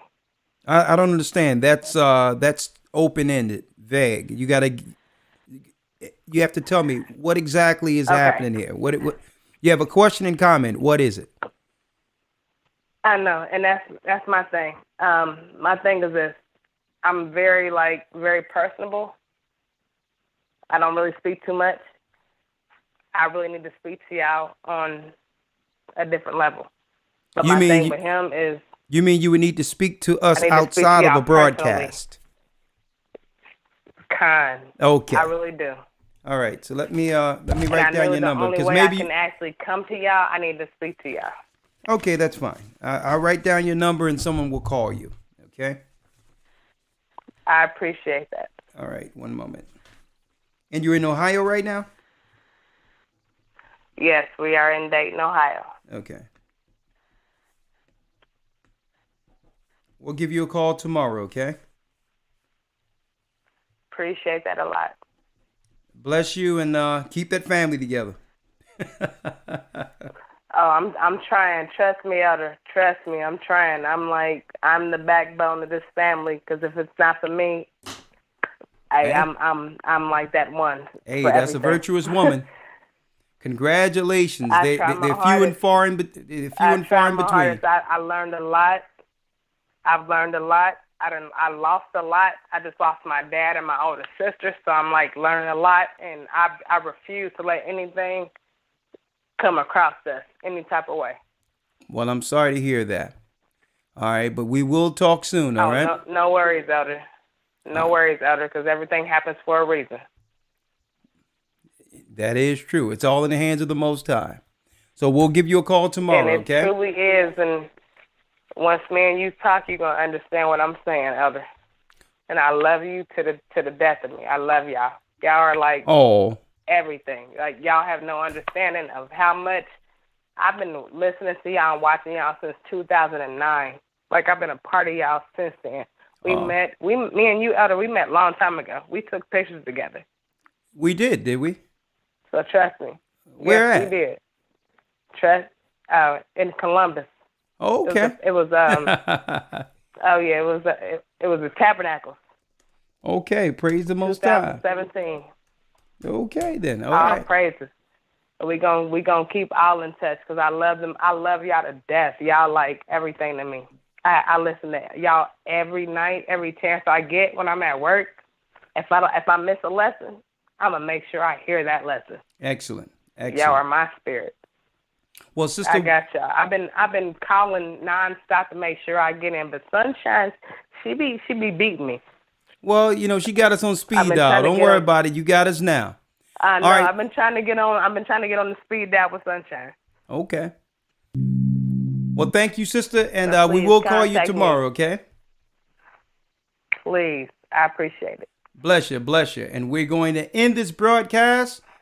That concludes our broadcast, and hopefully men and women can mend our differences and sacrifice a little bit of ourselves for the sake of our nation.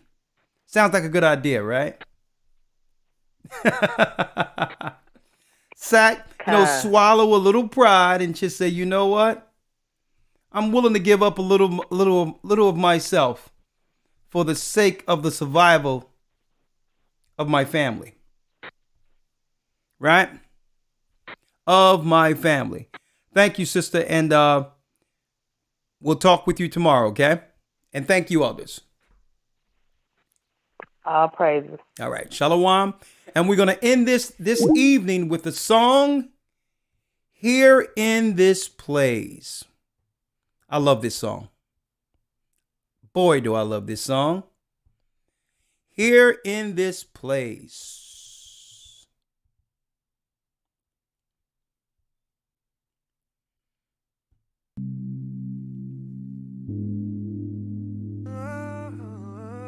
We just want to give you thanks right now for all that you've done. As we open our minds and our hearts and give you praise. You sent your son. Here in this place, we marvel at you. He was persecuted. We humble ourselves in your grace. We just want to give you love. Here in this place, bearing your fruit. As we seek your face, here in this place, we won't forget what you did on that cross. That's right. We give you praise.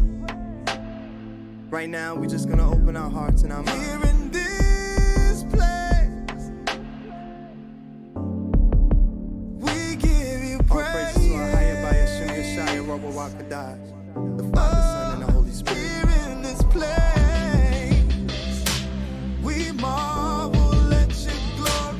We humble ourselves in your grace. Here in this place,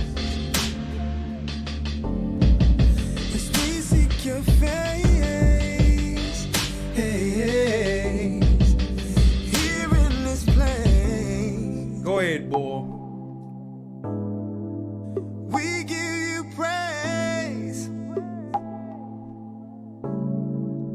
Here in this place, we give you praise. Give you praise. All praises be to a higher. Here in this place, he hung on that tree, he bled, he died, he rose. It was not by works that any man could ever boast. I pray that your heart's convicted, cause some will abort the mission. We will endure, we will enjoy as we walk in this truth. In His likeness, we will walk in His love, in His righteousness, bearing His fruit to the end of days.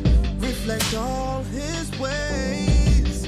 Here in this place, we marvel at your glory. We humble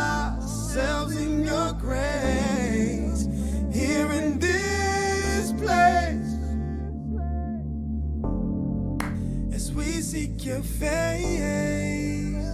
Hey, hey, hey. Here in this place.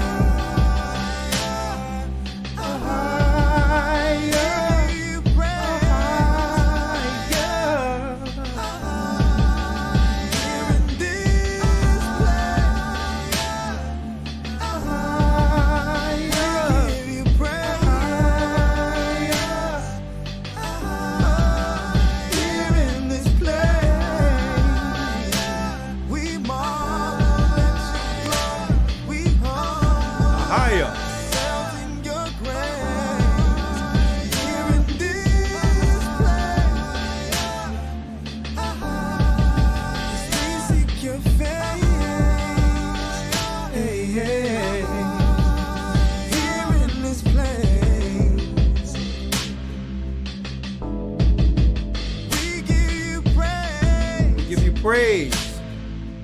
We love you for sending your only son, awakening the 12 tribes of Israel throughout the four corners of the earth. There's no other God like our God.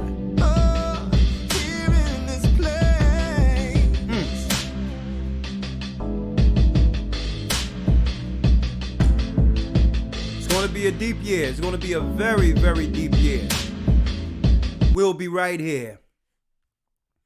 Love you, brothers and sisters. Stay strong, stay prayed up, and sin not. A new academy starts February the 6th. Hope to see you there. Go to historytimes.org. May the Most High be with you. That's right. Stay prayed up, sin not. We will soon see Zion.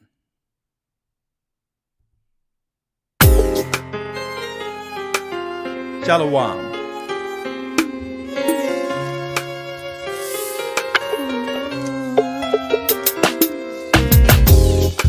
The East is where we're from. The 12 tribes of Israel. 721 BC, the Assyrian king, he took us down, we fell.